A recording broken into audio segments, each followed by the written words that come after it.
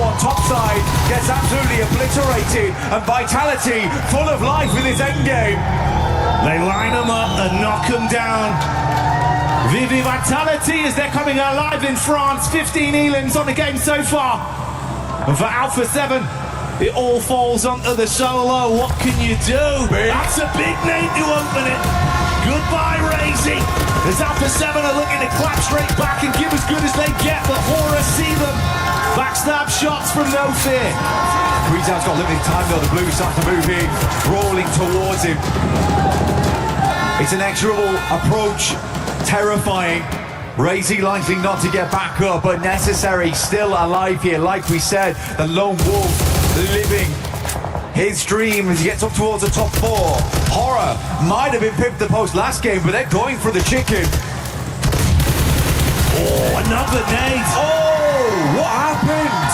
Oh, it's brutal, but try as he might to hold on. He got the 2 clean knocks with the utility, but it's not enough in the full fight. But this has left a broken and bruised Vitality with only a solo, forced to get their players up. Horror cleared out Wolves.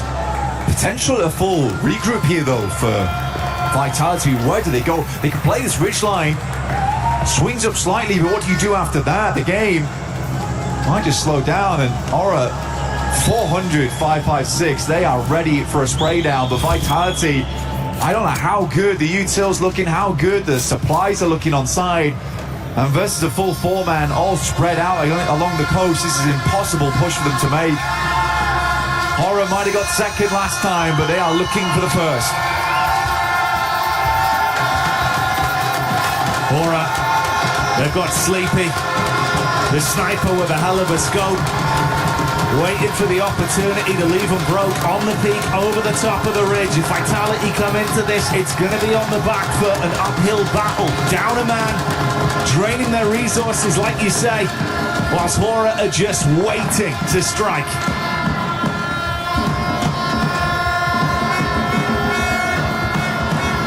All quiets down now. They need an opener. The smokes are out. Vitality's got no choice but to try and isolate here. Luckily, they've got vehicles. They set up now. They put the pedal to the metal. Now looking to move over towards Horror's side. Swinging out into the open. Razy wraps round. Sky also similarly layering on the backside here. Can't quite find the shots here. Sleepy digging those bullets into the backside of the vehicle, creating those dents, but Circle moves away now. How do they approach this? It feels like an impossible game here for Vitality. Such an open field.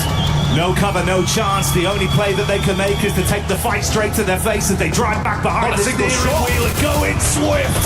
Sleepy with a warning shot. The buggy comes by. Close quarters engagement as Vitality looks to hold on. No fear down. More damage done. Sky replies onto one. It's all on a solo of Axel as he looks to cook his way through them. Sleepy up front, pulls on the AUG, the AWM doing nothing for him. Axel, last left alive here, an incredible player on 9 elims this game. It's a hard fight though, a 1 versus 2. Molotov goes long, he runs straight into it though, keeps backing off into the nade. It might be lights out for Axel soon. Oh, that's the nade to do it as Horror. With a hefty bombardment on the beach, they lay claim to the second chicken dinner and light up Paris once again. Horror though, it was instantaneous response, the speed at which they came through. Oh my days. Games pulled out in the second game. Good for him. Beautiful action there. Horror locked in, understanding their rotation, the best opportunity to try and force Wolves out of that solo position that was giving them so much control. The third party into the back, controlled everything blank, and left Vitality effectively on an open island. No cover, no chance. Axel gave it his best, but an upward battle. I mean, Axel, he was spinning like crazy that game. Smoke on the tires because 9 elims almost made it more than that. What a wild performance from him, not only on that game, but last game too, when they were trying to make their way up towards the stadium. It is funny that we had Aura, Vitality in that top 3 on Rondo, now in the top 3 again here over on Erangel. We seem to have a couple of favourites here, Jackie. Yeah, already establishing some of our lobby leaders potentially. And not even one of those statements where we'd say at the end of day one, at the end of game one, now going into game two, like you say, mate, it's just becoming very crystal with a lot of the squads that are looking incredible out here.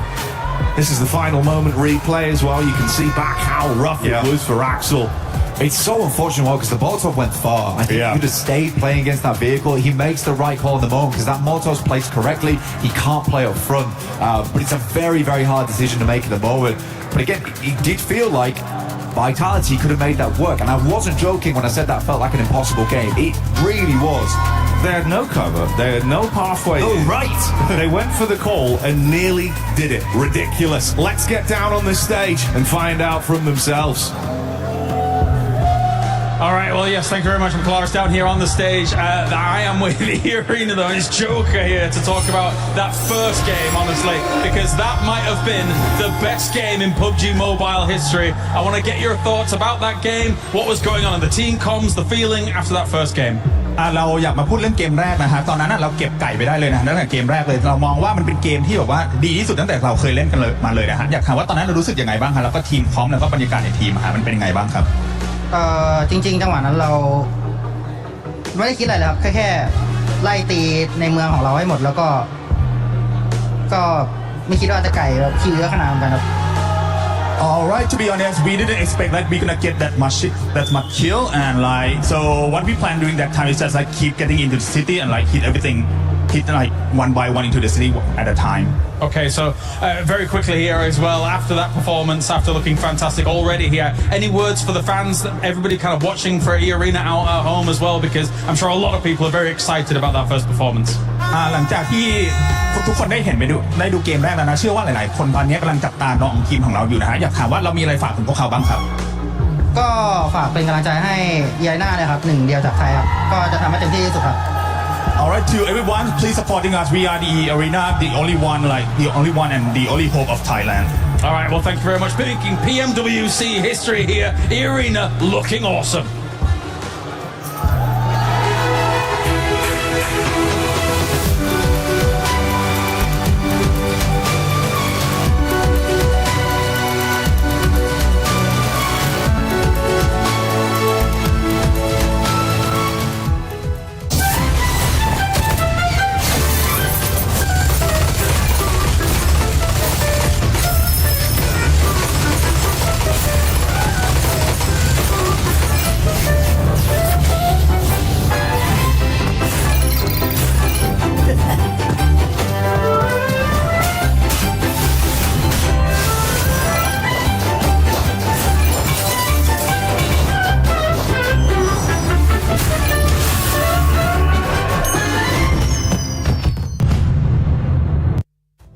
E-Arena hitting us with the only hope for Thailand. Well, that hope is looking pretty damn good.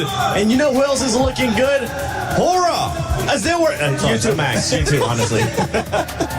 No, I mean, Hora, what an absolute banging game for Nepal, right? You start off with a second place in one of the weirdest opening games ever in an international tournament. And then, how about we do get that win here on a beach finish that we rarely see at any tournament whatsoever. And oh my goodness, I mean, for you in particular, Nitra, you're a big fan of snipers. Sleepy, the bolt action, oh my god, Nepal is here to play. Oh, it's so nice to see it. So nice to see it at a global tournament. Finally, it's been years, it feels like. He's still one of the only players that uses a bolty.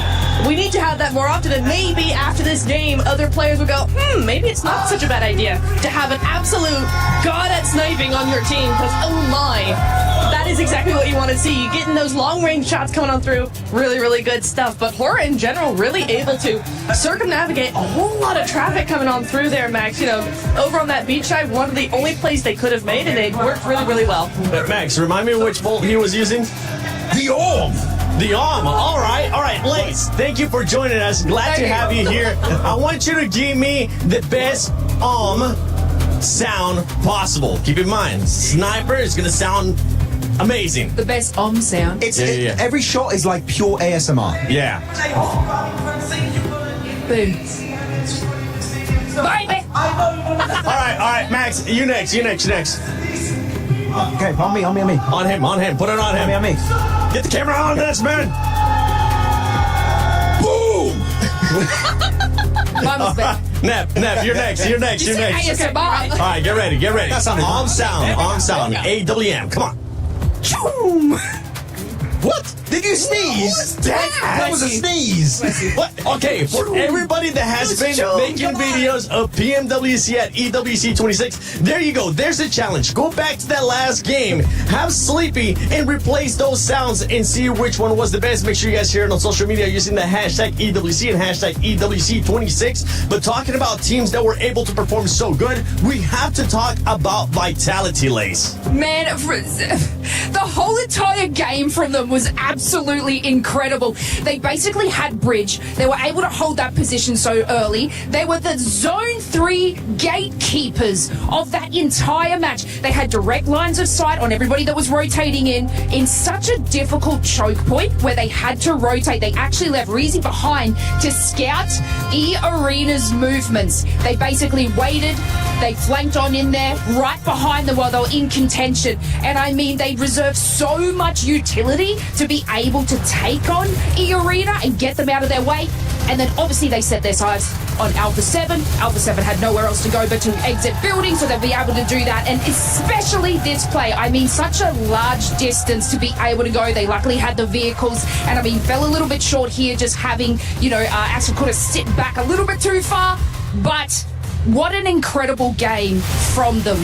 Not the first place that they're probably hoping for, but goddamn, that's some eliminations they put on the board. Oh, goddamn indeed. No, but looking at Vitality, I feel like the moment that allowed them to get into a second place in the first place is actually when they decided to push up onto E-Arena, leapfrog Alpha 7 in one fell swoop, and the fight was so quick, Alpha 7 just didn't have the time to retaliate, and because of that, Vitality, what an absolute banging performance. 23 points here on the second game of today. Whew, La France is looking pretty good. They are looking really good. I mean, Vitality, 23 points. Now, this is what I was talking about Group B. We were expecting teams to be a lot more aggressive. We're expecting teams to start sponging up those points towards the top. And so far, after 2 matches, that's exactly what's currently happening. With Alpha 7, we see them now being able to have back-to-back good performances. This is what we want to see out of PMGC champion. It is absolutely. It's really nice to see them make a little bit of a comeback bit by bit here. I'm going to be expecting them to continue that, much like Orangutan in Group A, right? In day 1, they're just going to be continuing to grow that momentum, hopefully for day 2. So we will see how that goes. But for now, 9 points on game 2 is a really, really decent start for them. So yeah, I am happy with them so far. Yeah, and I mean, they have such a powerful roster as well, and Revo was definitely kicking it for them. This type of squad can focus on eliminations. We saw that coming out of match 1. They actually held out Wolves in several scenarios. Then in this second match, they focused on placement and prioritized that. They were actually on that northern side, uncontested for a long time, obviously sitting and building and waiting for the likes of Vitality to come along. But it shows the strength in different sides that this squad can play, and especially when you come into Smash Rule, you want to be able to prioritize eliminations, but get these placements as well. Oh, look at that. Oh, perfect timing. Like we were talking about them too. A7, the greatest PUBG Mobile team in history. I think the Alpha 7 fans will end up agreeing with that one because so far, I mean, they have been one of the most consistent teams when we talk about PUBG Mobile esports history. Nongshim Red Force, though, they've not been having one of the best starts so far. I'm very surprised by Nongshim. I thought surprised in what kind of way? Tell us more, please. Okay, I will. All right. Where are they? They are silent. They're not doing anything. I thought, He's on Julia silence. Wait. Sorry, that was terrible. I'm sorry.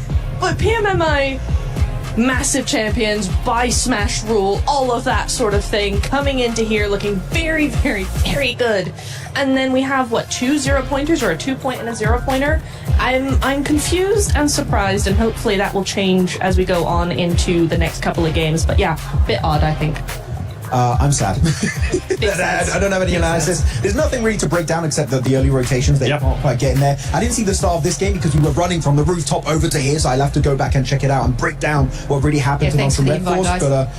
But it was good, but unfortunately it's a very exclusive club, on the rooftop. Only us and E-Arena can go on rooftops. That's all we can do. Tomorrow, Lace, you'll join us at the beginning of the show. Fine, I don't want the I'll make sure it happens, all right? I'll make sure you get that wind flowing and just while you're talking. But no surprise seeing E-Arena currently in first place with 46 points with the amazing performance that this squad had in the first round, though. No surprise. Team Vitality there with that second. Remember, if you for some reason missed the first 2 days of of PMWC at EWC 26. The top 5 teams at the end of tomorrow will be going directly to the finals. The bottom 3 will end up going home, and everybody in between will go to survival. And TT Project, Hustler Crew as well. One team that wasn't able to perform that well here in this Erangel was Godlike. Godlike started off hot, and we were kind of joking about it. The first game that they get a chance to experience at a global event is none other than a stadium finish. But here, we're going to have to see a bit of a bounce back.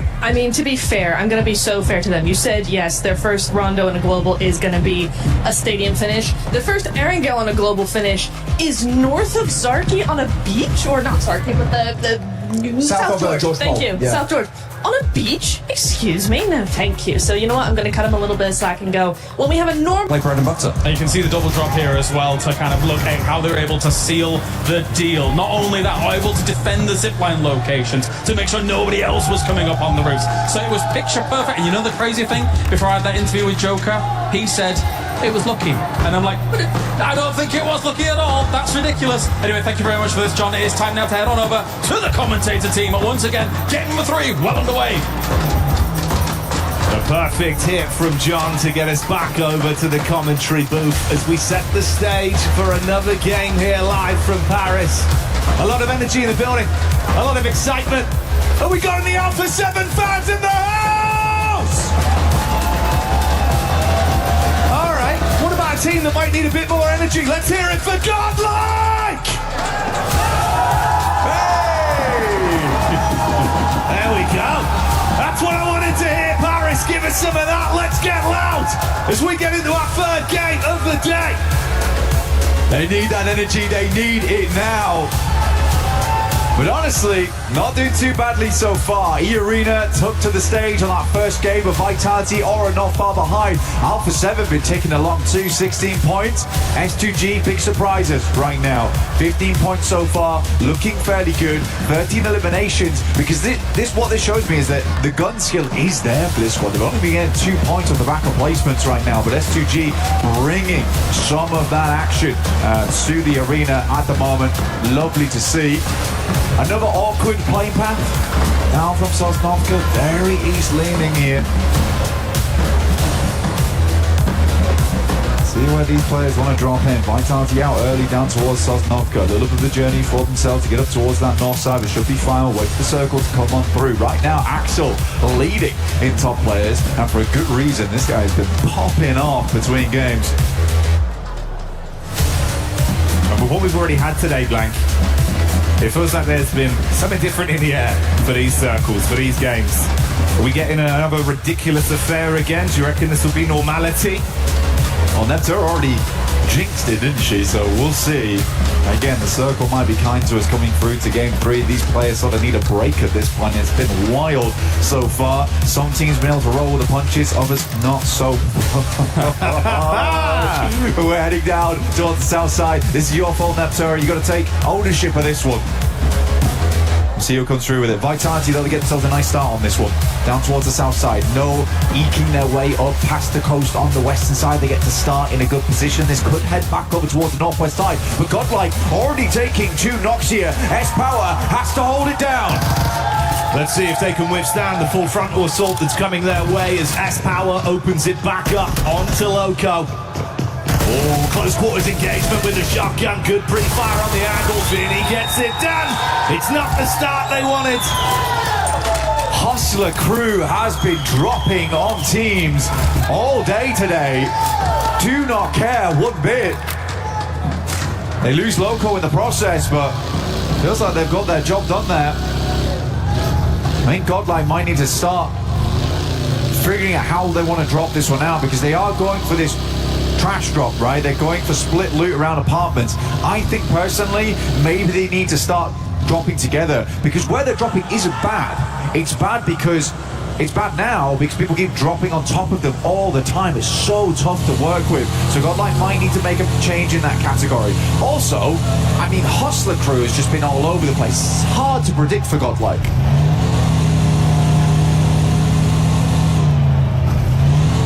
Keeping them guessing. And that change of drop, that change of pace has certainly been hurting some of our teams.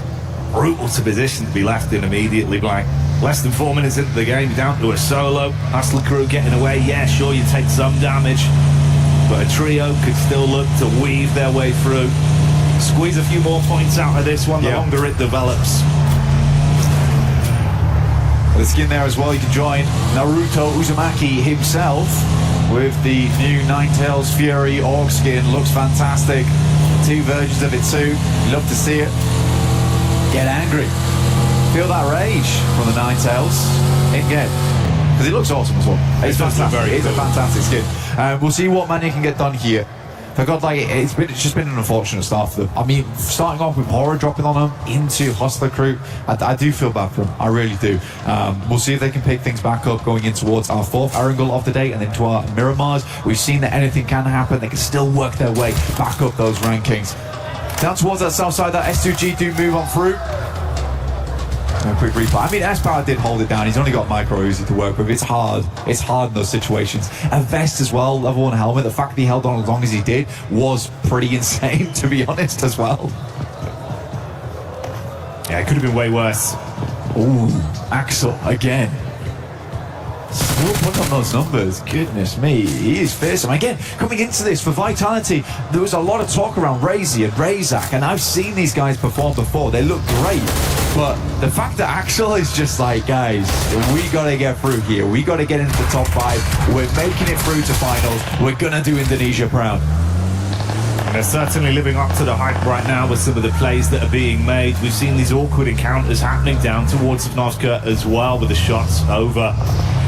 Everyone taking a few casualties here and there. Wolves only getting away with a duo off the back of things, and S2G falling very early here. For S2G, they stepped a little bit too close to Vitality's home ground down towards his south side. They want to clear out more space. You got Razak as well as Federales holding over towards the bridge, whilst Razy as well as Axel currently holding down C block. They have a lot of area to work with. They are feeling unbelievably confident. Hustler Crew still causing problems for people around the map. Oh, swing out. Close quarters connections onto the Hustler Crew. That's your single knock to play with. Looking for more as they do take the fight back over to Vinny. Nade in the hand for the close quarters shut down. It's good damage, but can't find a follow through with a shotgun. Not able to withstand it as they are down and out. Revenge there for their hot drop. GS getting away with that one in school. Now they do certainly teach Hustler Crew a lesson, but we'll need to get on the bus right now to get down towards the south side of the map. Curious to see where this next circle goes, because this could be another nasty one where we end up on the bridge. Wouldn't surprise me after the circles we've seen today. Alpha 7 still keeping it pretty chilled out over towards Milta, moved away from North George towards this location of the map, considering the plane path itself. The arena, though, they took way longer. I mean, they wrapped back up towards South George. Gonna loot in this area, get as much as possible. I think they understand it's going to be a late rotate in, either on the bridge or send Primorsk and grab some boats.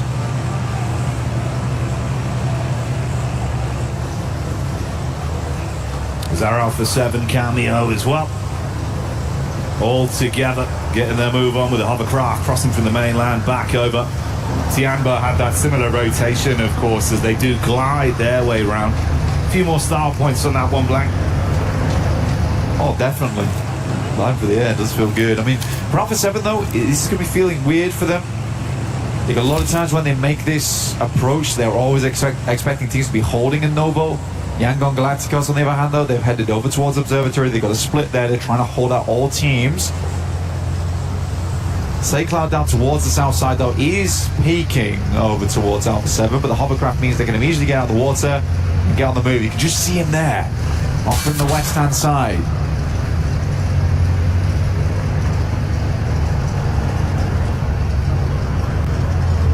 This was the S2G fight, where they were taken out by TT Project, the duo that tried to get away after their encounter versus Vitality.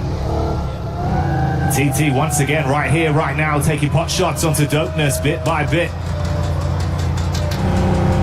Oh, I mean, for TT Project, they know they've got to get some aggression under the belt right now. They are low down in the rankings, and they can't afford to let this game keep going the way it is. Envious finishing out Kenji, and I think that might just be doping us out now. We've already lost 3 teams. Hustler Crew, Dopeness, S2G, down to 13, 47 players this stage of the game. It's quite carnage. Quite a lot of carnage happening on the map at the moment. Oh, okay. A little bit more standard. Yeah, this is probably better for us and for the teams, Black. Centering up, we do have those buildings that sit down towards the ridge side on the eastern edge that currently Vitality just have free reign over. Razak might try and regroup. I think it might be a bit dangerous now, holding over towards C block as long as he does. So this is sensible, this is mature coming through from Vitality. They know that a lot of teams would like to take up position towards here. They don't want to leave it up to chance. 2 players getting run down. And even as I say that, Wolves are start to make their way up, but they're caught up in between. TT Project. For what it's worth, they're keeping the heat on TT with how Wolves have played this one. A good squad individually. Derek cleaning out towards the ground floor, makes it look simple as he busts around the door, waving the 4-4. Zerich with a nade. Nice. Ooh, beautiful bounce on it. I'll be able to pick up effect here, but Vitality's having none of it. They hear the shots, they hear the fighting, they take down effect and they clear out another building. This is just space gained, space garnered right now for Vitality. You might think Vitality are going to clean up on this one, mate. Watch this from Zerich. I can feel the energy rising. Looks to get the nade into the back line. Decent chip damage as they're bombarding. 4, 5 nades. One after another, keeping them pinned in position. Razy with a wrap round the back, looking for the angle in. Federales advances with Axel. It's a good knock. Zerich down. Just an unbelievable amount of pressure being applied right now by Vitality. Axel behind him, Neos drops out, but Vitality looks clean. Not a single player lost on the knock here. And a reset actually, because of Vitality, they've been watching out for a lot of players where they're coming from. Getting a full amount of utility, a full amount of supplies from that squad, that's really good at resupplying them going forward too. And again, more space gained for them. They don't want anyone coming close to those buildings on the eastern side of that ridge. This is their area to play. Tiamba caught vision as well of Alpha 7 here. Wide play space to work with. Decent amount of cover in between the trees. Just trying to wait for an overextension. Can't really hard commit and hold the angle right now if you leave yourself exposed to the crosshairs, and Alpha 7 don't want to waste too much time amongst this until they feel they've got an edge. Revel. And a wrap down, trying to deny some of the sidelines, get over towards the airstrip. Maybe a bit further here. Circle could shift very far over towards the western side on this next circle potentially. Instead it goes central over towards Millie Base itself. Mania set up on the southern side of C block here. Try and keep it as quiet as possible here for Godlike. Try and get towards those later placements. Nongshim, honestly, like I said before, a strong team, but we have not seen a massive amount of that. And again, we've had these pretty crazy, quirky circles so far. Maybe they haven't been able to excel on those. Potentially here, we can see something a bit different. Yeah, definitely a known quantity with a ton of talent. But like you say, maybe not just in the right place at the right time with the abstract nature of the first 2 games we've had today as we've kicked off the action. Group B, bringing the heat here. A lot of very explosive teams. Not in the worst position with the hilltop control and cover to work with. They'll have the lay of the land over the Vitality split if they advance towards them. It was a later rotate as well from Hora that's still been developing in the back. That's why we haven't seen them for some time. The arena, in the meantime, did make the cross, by the way, over towards the western side. They are rocking up over towards that ridge. There's a 2-2 here from Vitality. The arena rocking up on it right now. It's a little bit scary here, but immediately Vitality's backing off the angle. But they have information now. That's the big thing. Will E-Arena catch any of them in the process? Manya now up against Yangon Galacticos as a solo. Could have had the drop on him. Manu was hoping to at least get that one clothesline play. Introduce him to the shotgun, but he's exposed to Smile through the window. Yangon do shut down the final member of Godlike as another squad exits stage left. E-Arena playing this one slow at the moment. Again, I love the way these two teams have played this one out. E-Arena was cautious on the approach. Vitality didn't want to hold this position any longer. Quick regroup down towards the eastern side. Like, honestly, Vitality's playing like a finals team right now. This is really, really cool to see. Layering up towards E-Arena. They've got the hovercraft in play. I think for Razak's got to be careful here, though. Yes, he can keep gathering information. Make sure he knows exactly when E-Arena moves, where they move to, so he can plan out the rest of the game ahead of this. It is slightly dangerous versus Turney Cage playing on the top of the building. You talk about slightly dangerous. This could be somewhat lethal. ETSH have to basically fight their way through the Ida blockade that is set up watching the bridge. Crystal clear line of sight. Looking to fire some shots onto them. The zone shifting in favor of Vitality's current position as well, with E-Arena in close proximity, and that battle does break out. Knockback over onto Emre, it seems like, though, for Ida. It's not gone anywhere near as cleanly as they were hoping for. It's pretty messy both sides. I mean, Ida has the opportunity to get all the players back up again. They're outside in the play zone. So one player goes down there. Emre potentially getting him back up again, leaving them as 3. But Aura, they set split in the water. They move up. Darkin with a P90. Let's take some shots over towards him. But again, Horror. It is horrifying, honestly, for Ida. They're just poking their head slowly over the top, making it uncomfortable right now for them. You think with that very delayed rotate, they went all the way around the east side over the other bridge. Haven't had too many opportunities to get elims on this game. 32 points coming into it in 3rd place in the overall standings after our previous 2 games. They're going to want a chance to fight, add a little bit more to that. But that wasn't the hard commit onto Ida. Like you say, get a bit of a read off and try and stay safe. The rest of our teams now focusing on forging a path ahead back into the zone. One thing is that for Aura, they have to be very careful here. They know there's a ridgeline that sits down over towards Nongshan Red Force. They can play that, but they also understood they didn't want to get too involved with Ida, considering that the main rotational path here for most teams is over the northern side, over the rolling hills, and then swinging by E-Arena and then trying to play off that ridge there. So for Horror, I think they just take their chances. They move down towards the high ground. They're going to isolate a lot of this northeast side of the map whilst keeping their back cleared from Nongshan Red Force as well as Vitality. Alpha 7 in a pretty good position as well to possibly rearm themselves with some higher tier loot off the back of the drop. One of the times we've seen them not really taking early casualties as well, so we get the full force of Alpha 7 where they play their best PUBG Mobile. E-Arena seeing the wrap round from Ida. And that seems to have caught their attention, perked their eyes up a little bit, but they're going straight down towards Tiamba territory. I mean, right now for Ida, they were just shepherded by E-Arena in the hovercraft, and Ida does make their way up towards the building, but this is an uncomfortable position to be playing. Alpha 7 off the distance also trying to get involved there. The midst of the chaos. Darko with the P90 goes extremely low, but for Tiamba, they don't want to really leave these buildings too much. Everyone understanding that there are so many positions to play here. There are so many sightlines at play as well. That it's difficult to be making those rotations. I mean, Ida just felt the full force of 5 different teams all taking shots towards them. Terrified of E-Arena, forced into Tiamba, and then skewered by the backstab of Vitality. Alpha 7 even assessing the situation to see when they want to make a move. Zone still crunching in. Last few squads making their rotate in. Yeah. I mean, this is playable though, right? That's the problem for Alpha 7 right now. This is very playable in terms of the ridgeline. They've got ahead of them a slight slope that looks upwards. Until they're forced to move, I don't think they're pulling off this position anytime soon. Aura opens up over towards Smile.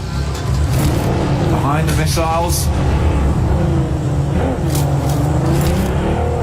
Want to see if they can find Romeo underneath.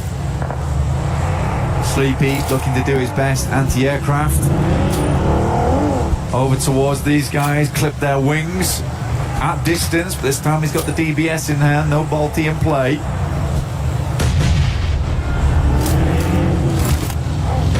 Nade after nade to keep the pressure on downhill. A little bit of extra distance on that one. Non-ship Red Force still sitting pretty inside of the defensive area they set up for themselves, whilst Alpha 7 go from playing passive to pouncing on a team.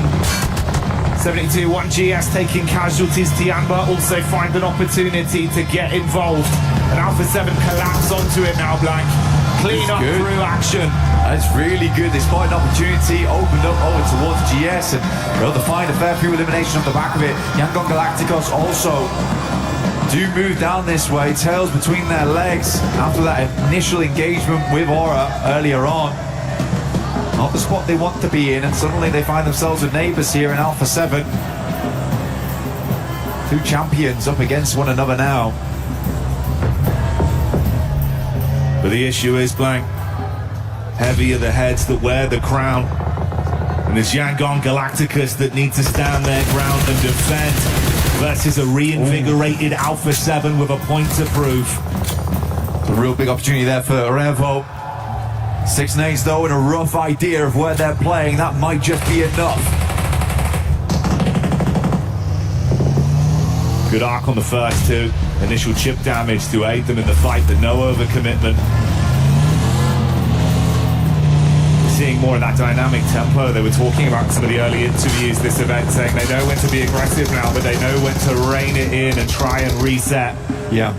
Again, I think that was the big thing for Alpha 7 though. I think they got so in their heads that there was not a single team that could fight them clearly, that potentially that's their downfall. But again, this team has incredible gun power, but they just need to realize when to apply it and when to accelerate, when to pull it back. I think they've looked a lot better today, honestly. It's looked a lot cleaner, it's a lot more like the Alpha 7 of the past, consistently getting towards those late games. But they're realizing there's some big dogs in this lobby.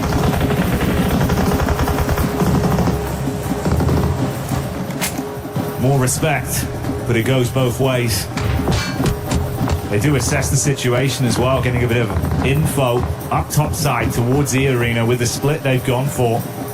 Can't force the issue too heartedly. If they leave themselves exposed, it could be punishing, but that might be an opportunity presented off the shot up from Hora. Filthy angle on that, Blank. That's a long distance shot as well. Certainly put Tony K down. Helmet's got to be suffering off the back of that. Rough for Tony K as well, as he's usually the front man for the squad here. Joker's wrapping back. It's going to get done. Alpha 7 also has taken a knock in the process. These are bad times to be taking knocks. Circle goes central. Nongshim Red Force. Real chance right now for South Korea. Aura down towards the southeast. Tiamba's got to move out from the buildings. It's very clear where they've been playing for such a long time. Potentially move up towards the loot crate. I don't know how far in this is, but you could play off the back of it if you've still got vehicles to work with. Like you touch on there, could this be a game where Nongshim Red Force finally come alive? They've had a pretty safe pathway throughout the zones we've seen so far here on Game 3. We know they're talented. We've been amping them up. We just need to see it. But let's see if Alpha 7 can bring the thunder on the close quarters engagement. Goodbye, Milu, as Tiamba get hit by the front of the vehicle. Quick flicks coming out from A7. A single knock back onto them, and they're starting to take a bit of damage. Nongshim Red Force taking pot shots down. And although they've cleaned out the ditch, they've got a lot more to worry about. This is just the difference between EWC and when we come to any other tournaments around the world. PMWC very similar in our approach as well, where you cannot make any play without another team dipping their heads in, right? It's really, really difficult. Every squad knows when to pick up the heat, honestly. The arena also suffering massively on their entry. They just could not find a good time to make their way in.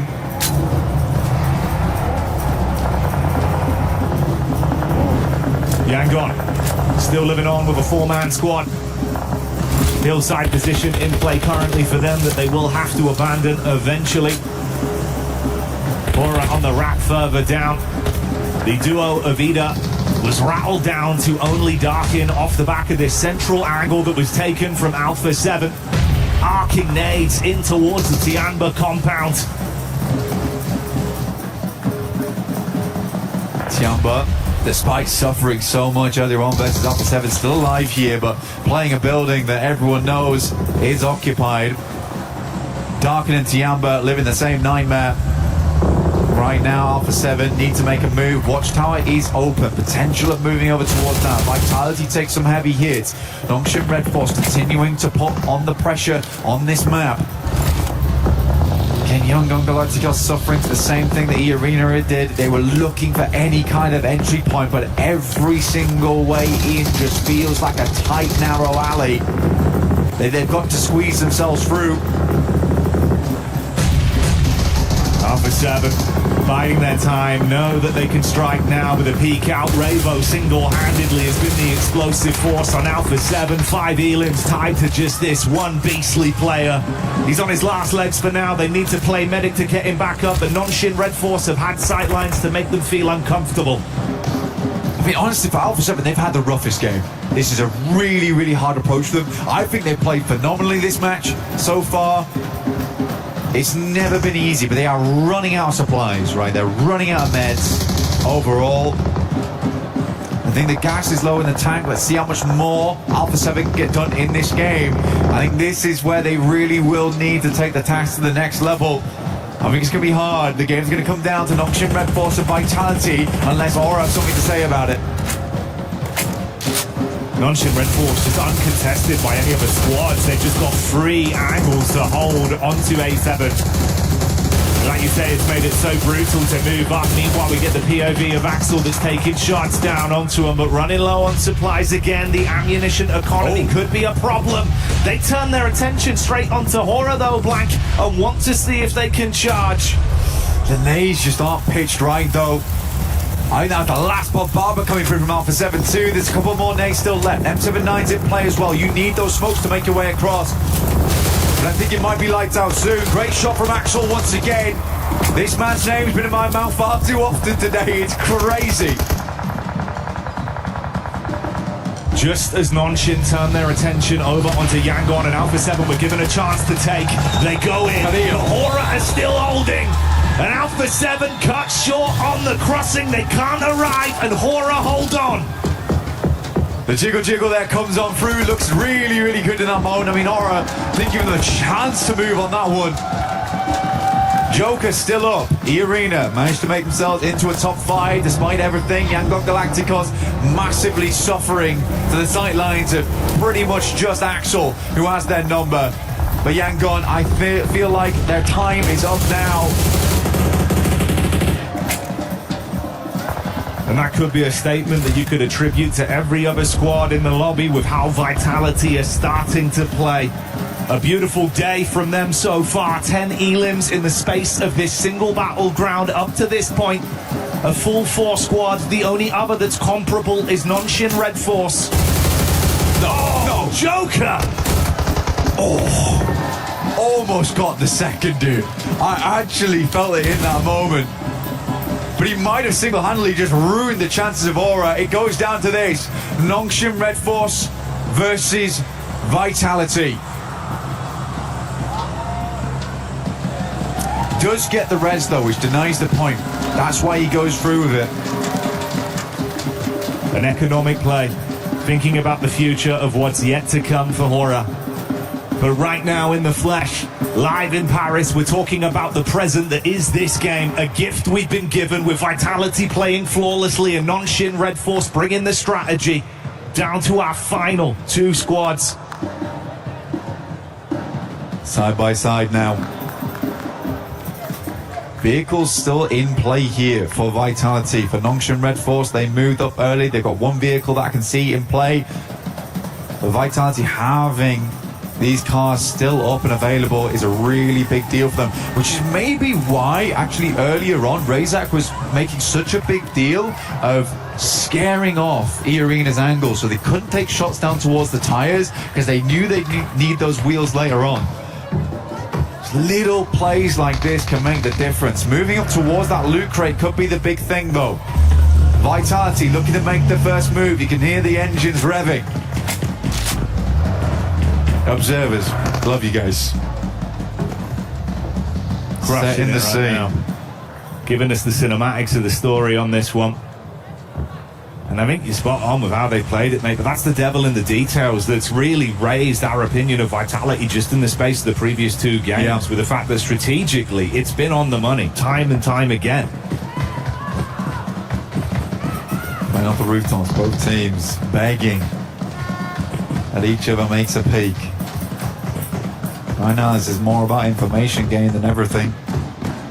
Not having any sight denied by the windows inside. Comes down to this, zone 9, circle starts to close, both teams will have to make a move. M79's dropping out the smokes, clearing out space between the center of the buildings. In come the vehicles. Razak goes first, gets it up towards the next. Had to make the crossing without taking too much damage here. Again, everything is folding into this. Cerebral plays. The smoke wall providing the cover that they need to take space off of this. Second by second, edging further closer into a better angle to play off of. They want to cross. Smoke wall goes up. That's an A being primed from the top of the roof, though. If this is on point from Nonshin, it could be absolutely brutal. Goes into the back line. Just splash damage. Oh, what? What an insane nade. Axel's moving up, though. He's getting towards the back lines of them. He's already in. Razy's going to take a little bit of damage from that. Razak very much hurting now in the back lines. Razy's going to send a Molotov over the top side. Axel hurting. He gets it done with a shotty. 1-for-1 trades on the Elim so far. There's the spam in from the Bizzard as we see another player fall. Nonshin, Red Force seeing red as they're bringing the heat straight to Vitality. Only a single player remains. He might have the heavy artillery, but he can't do it. Nonshin, Red Force with a strategic, comfortable game. Take game 3 and get that chicken dinner. Just hold strong inside the building, they say. Au revoir to Vitality. C'est la vie. But honestly, for Nonshin Red Force, I half expected that just to be the ending of them. But it was stalwart in their defense. Losing Razak on the approach was the big deal. I half expect them just to all follow Axel's approach and just move to the side. But Nonshin Red Force, they've been storing those nades up until that moment. That's the crazy thing, right? That we've just given so much space to sit comfortably. And they get it done, they get a chicken dinner. But you can see, Blank, it's not just what they've done for themselves, it's the reverberations they're sending throughout the other teams in this lobby, in this group. Alpha 7, trapped in such a horrific position. Yeah. A squad that looked like they were really starting to build up energy in that lobby, in that game, held back by Nonshin Red Force, could not get out of their angle, forced to fight Horror, and it all falls. But honestly, again, when we were watching that game, Alpha 7 probably had the roughest task ahead of them. But they persevered, and that really speaks volumes for Alpha 7 in my opinion. I think those boys really gave it all in their game. For Vitality, Nonshin Red Force, they had the best compounds since minute, let's say 10, yeah. Right? But I think for Alpha 7, they had to work for those points. They had to work for their money there. And it's nice to see. The synergy looked good, and that's what Revel was talking about, that they feel better going to these games. So I think this is a difference maker today. Again, we got the Alpha 7 squad. We're looking to destroy everyone in the lobby, potentially. We're not sure just yet. But yeah, Vitality, E-Arena, Aura, they are stepping up at the moment. It's incredibly competitive out there, and I think that's the beautiful thing about it from what we've seen from Group B today. Everyone is keeping it so close. They're giving it their best. I think you're spot on, man. I entirely agree. It's what they said in the interviews as well. That sometimes it's just words, but no, they prove that it's reality. Exactly. They prove it, Blank. It's not just false confidence. I mean, it's nice to hear from Revo when he just says, look, the synergy's better, we're prepared this time, and you can see it in game. But are you prepared to go up against an E-Arena? Are you prepared to go up against a Vitality, a revitalized Nonshin Red Force? I don't know, but we'll find out later today.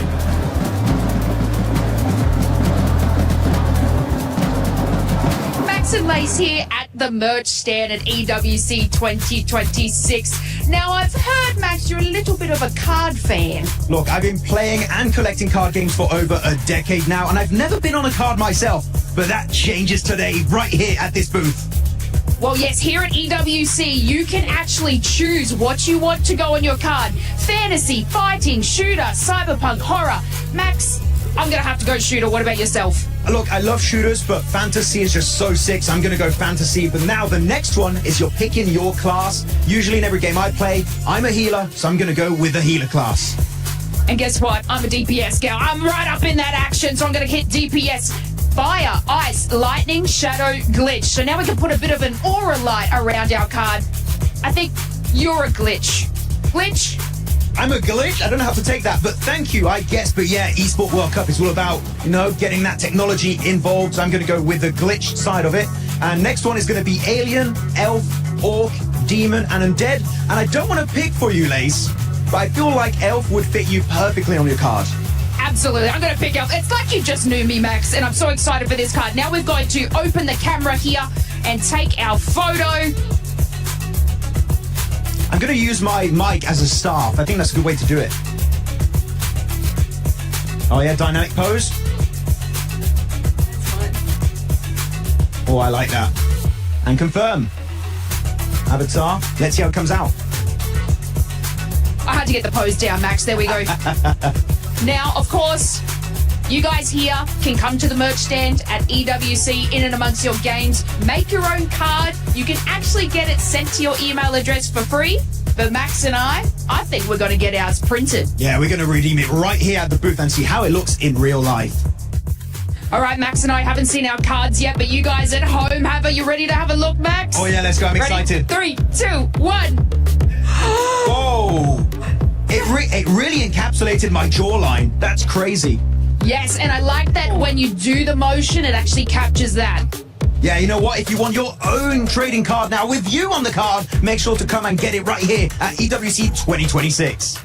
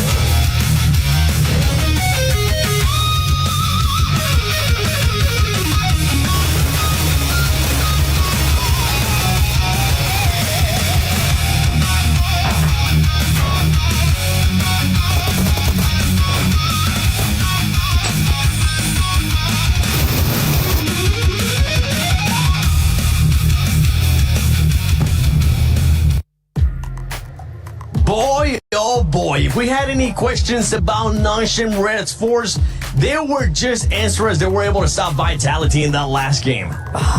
Finally.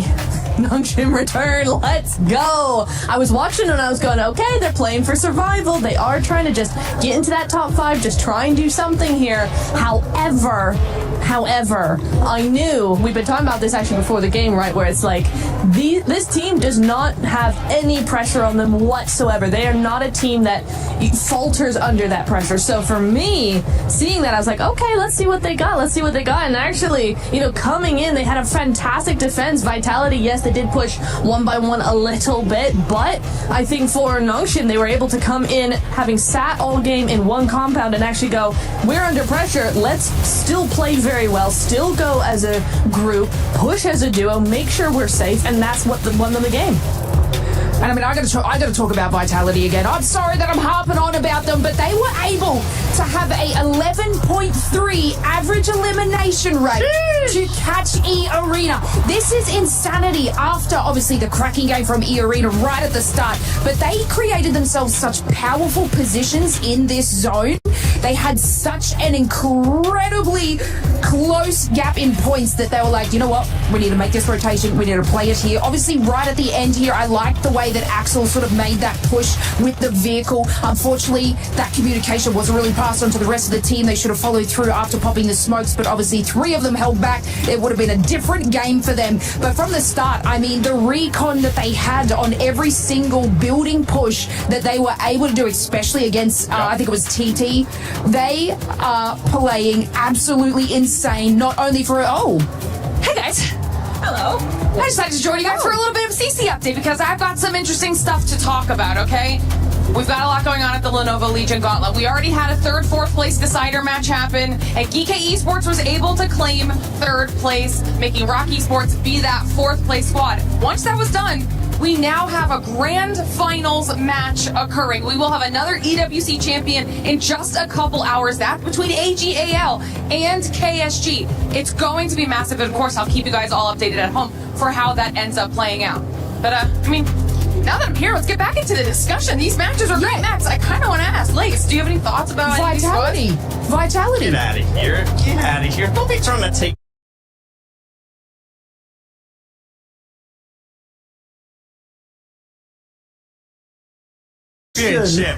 Yeah, she was gonna ask you about, I don't even know what, Max, after these 3 matches, what has surprised you so far? That was it's a normal-ish game. Actually, it was kind of weird still. The circle was very far to the western side. There was a lot of water on phase 1 zone. But overall, the execution was fun, but it was very gifted. We know, looking at this game, Vitality, Nongshim Red Force, not contested. There are 2 buildings in the circle until the very bitter end, literally until circle 8/9, and they went to make it work out. But pretty an easy win, right? And we're going to have a replay very soon to check out how Vitality decided to commit to the push. But here we go, quick look at the overall rankings, and oh my goodness, the point gap that we have created between 3rd and 4th position, Litra, is mental. 41 points up against 25. I saw that in the beginning and at the end of game 3, right? Or game 2, rather. I mean, I was looking at 35 to 16 points, and it keeps going. 41 to 25 is insane. 25, 20, 16, 15, 12. That's sort of more normal for a game 3. 51 is not. And I don't know how we've got here. E-Arena, Vitality, even Hora doing fantastic in what have been back-to-back-to-back insanely difficult zones. We do have to say, though, for E-Arena, they have slowed down, Lays. They ended up getting 39 points in that first game, but after that, yeah, you've been able to get some points here and there. Obviously, just for everybody, I'm not expecting for you to get 30 points again, but if it does happen, that'll be amazing. But the squad just hasn't been able to pull off the gap that I thought was going to happen. See, this is what I see across several games, is that your game number 1 can be the crux of the whole entire thing. You can clearly take everyone's weakness, go in strong, but of course, 2nd, 3rd game, people are going to start reading your plays, understand where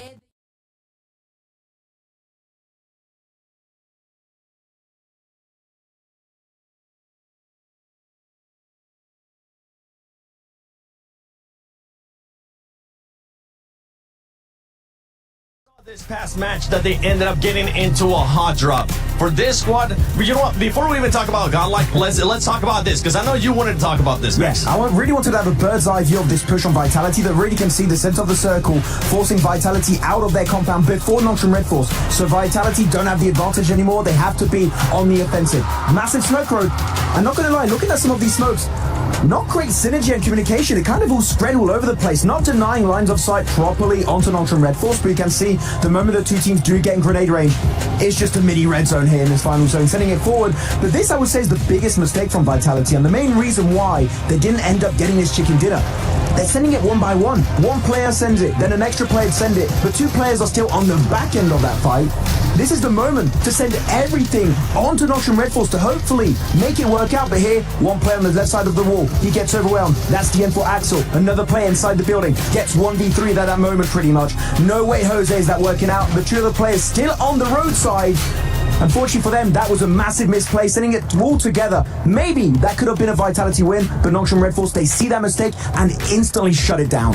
And it was going to be a hard push for Vitality. The fact that they were even able to try to make that push was perfect to see. Now, going back to Godlike, one thing that I was talking about with OG is that I wanted to see aggressiveness. Here with Godlike, I don't want to see unnecessary aggressiveness out of this squad, and I'm talking about those hot drops. You don't need to do those hot drops. Right now, you started off hot in Rondo, but they have slowed down in a way that they're just having to do silly things. You don't want to be hot dropping. You want to be securing those points. Look, before this game, I said, I'm going to cut them some slack. We need a more normal game from them before I really judge them too harshly, right? Because bad zones are they're just horrific. And we had a normal zone-ish. Wait, no, we didn't have a normal zone. But we didn't even get to the non-normal zone because they were normal-ish because they were too busy hot dropping. Why are we doing this? I'm going to jump in again on your solo camera shot. Yes. Miramar's coming up. La Coberia. So if it's happening on a wrangle, they're hot dropping the entire day, basically. That's so true. You're so right, actually, and I'm not here for it. Stop hot dropping. Play normally. We believe in you. Just stop it. I believe in them too. You know what? Let's all get into it cozy here. Let's go over, ladies. Yeah. How do we feel about hot drops? I freaking love it. I think it's fantastic. I think this is the 6 games you've got to make and do these plays. But you've got another 6 tomorrow to sort of calculate and figure it out. Hot drop. Go crazy. What if it's a hot drop with vitality? Vitality don't get you. I don't know. Maybe don't do that.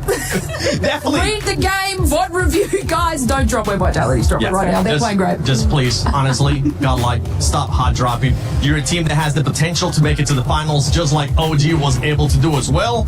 So please make sure you keep doing that. And as we're at the halfway point here of PMWC at EWC 26 Group B, I'll we send it over to Barney and Luti. What are they up to right now? Luti. Yeah, Barney, tell me. I've asked you to come down to the stage because I was talking to a few people and they told me that you have found out the formula, the secret to win at PMWC. Is that right? Yeah, I spoke with so many specialists, so you have to listen to me carefully, okay? Because the secret, Barney, is like you have to...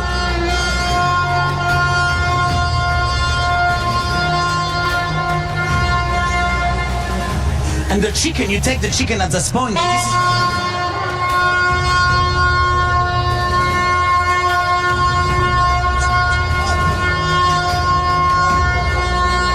And this is how you can be the champion. Wow. I never knew that. That's some crazy insight into this game. And I tell you what, for those of you at home, if you're watching and you want to find out what it takes to win at PMWC, that right there, that's the secret. And so, casters, over to you. Hope they listen well.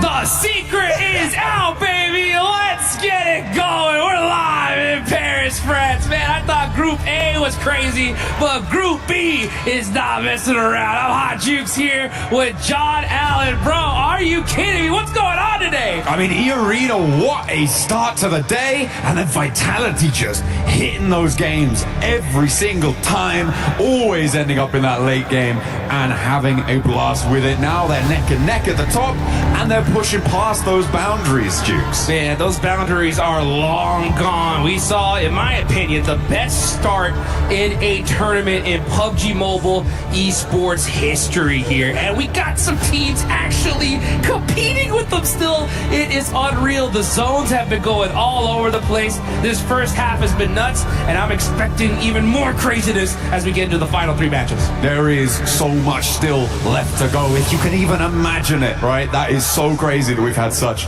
a bombastic start, but we've still got plenty more matches left. This is the last Erangel today, so we're going to be heading to Miramar later as well. The desert awaits, but we have to get through the last of the grassy pastures first in order to get there. We haven't earned that right just yet, neither have our players, but they are getting locked and loaded and lobbied up as we head on into the match. It is time once more to see if Vitality can reach that late game.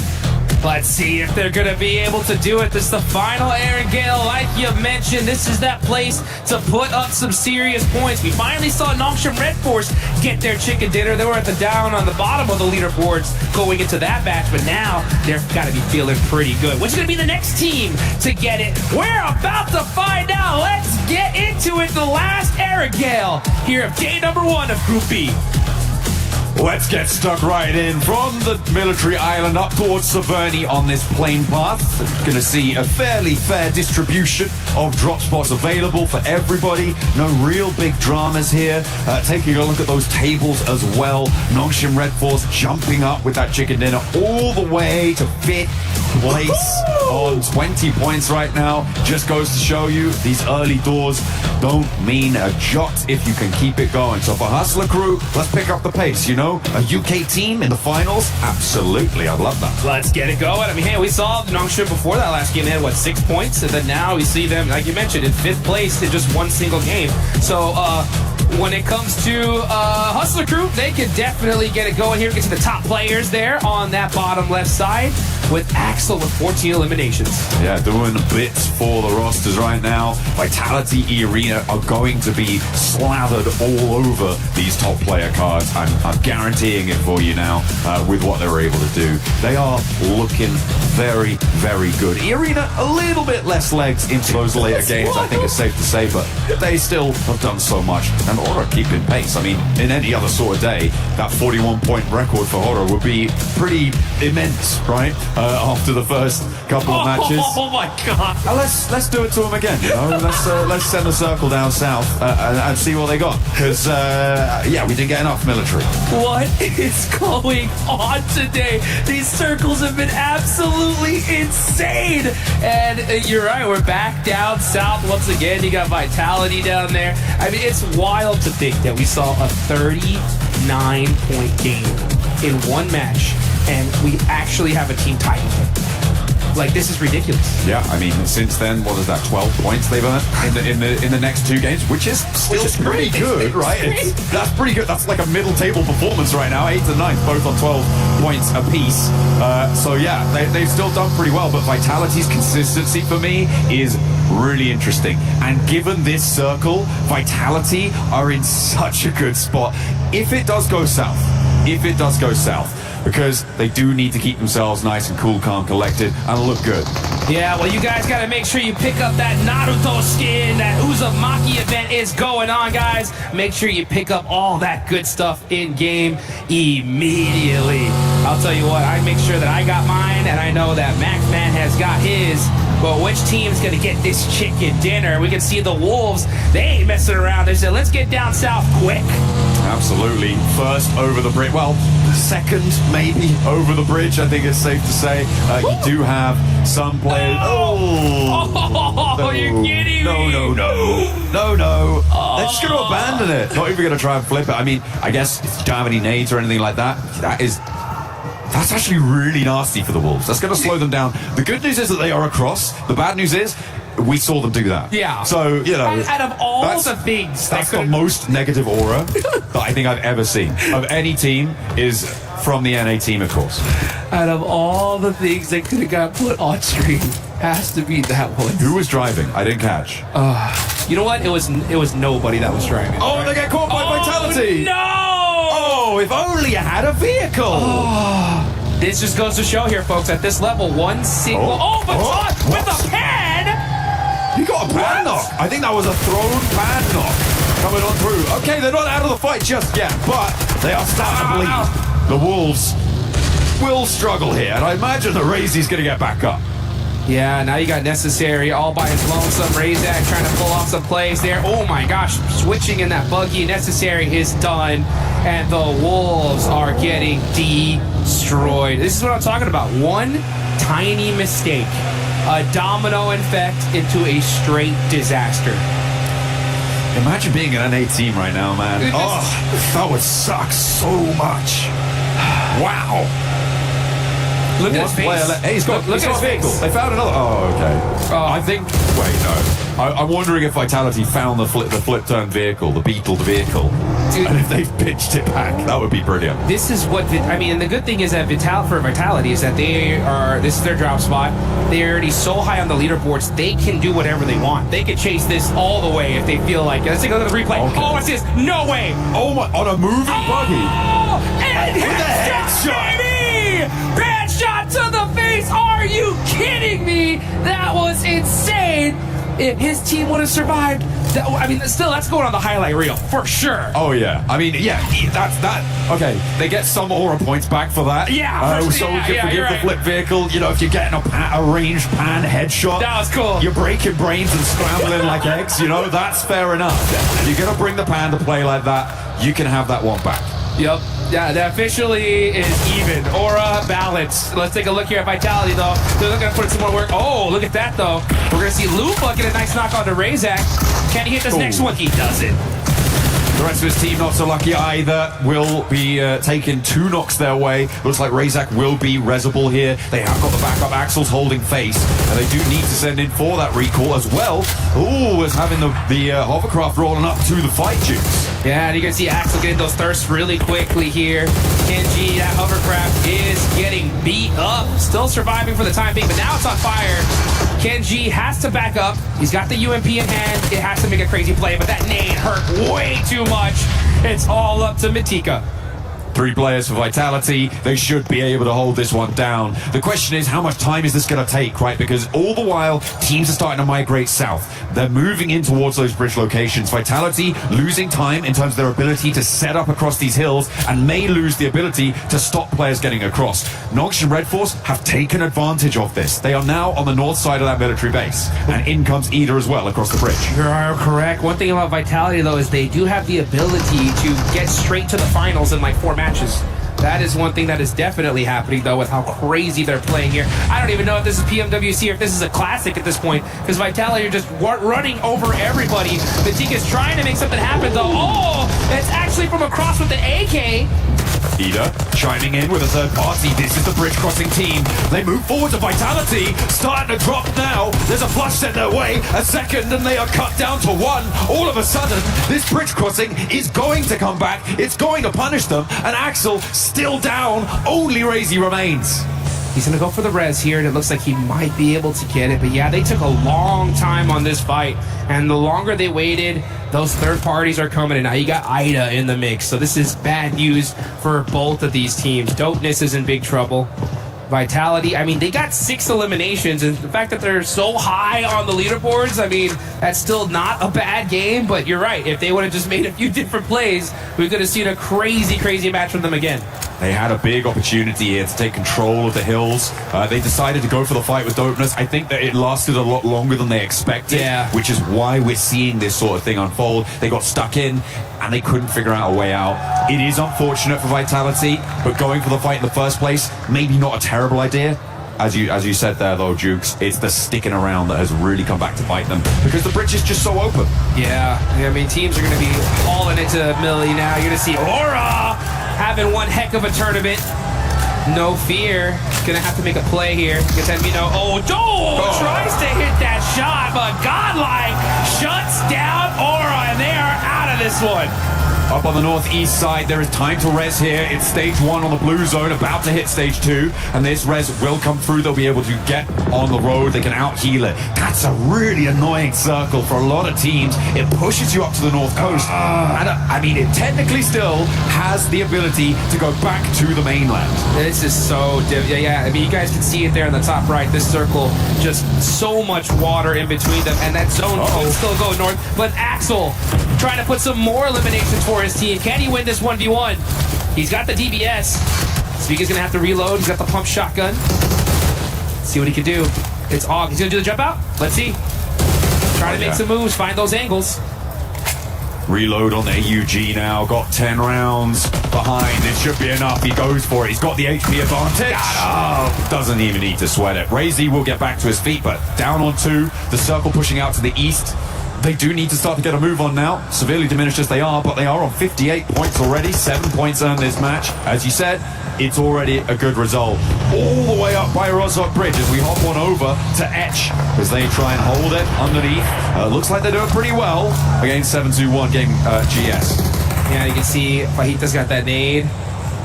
And just pulling the pin, scaring them off. Okay, and this is a tough fight here. This is way too long in the blue zone. But the fact that the zone did go up north, it does buy them a little time. They don't have to really panic all the way down to military base. But regardless, you know, you're trying to get a big game here. I mean, especially for 7-2-1 GS. Down a player, only 7 points. this is just rough for them. Absolutely. Very, very difficult stuff. Them and Hustler Crew, well, everyone towards the bottom of these tables is going to look for that Nongshim Red Force injection of points.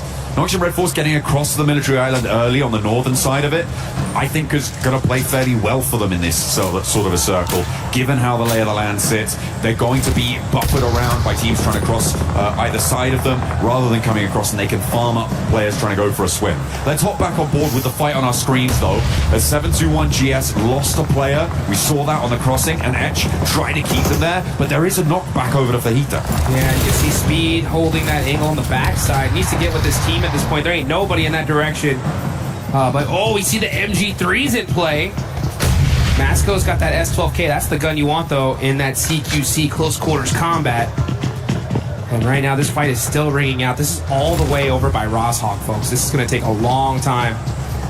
Now we're starting to see some util get thrown back and forth, and everybody's just trying to wait for that first critical knock. Oh, Calico should completely see NASA there.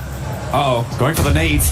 Beautifully placed. They felt like they should have known there was a player here. And that's going to be a big opener for them, but in the close quarters, that SK-12 is going to dominate.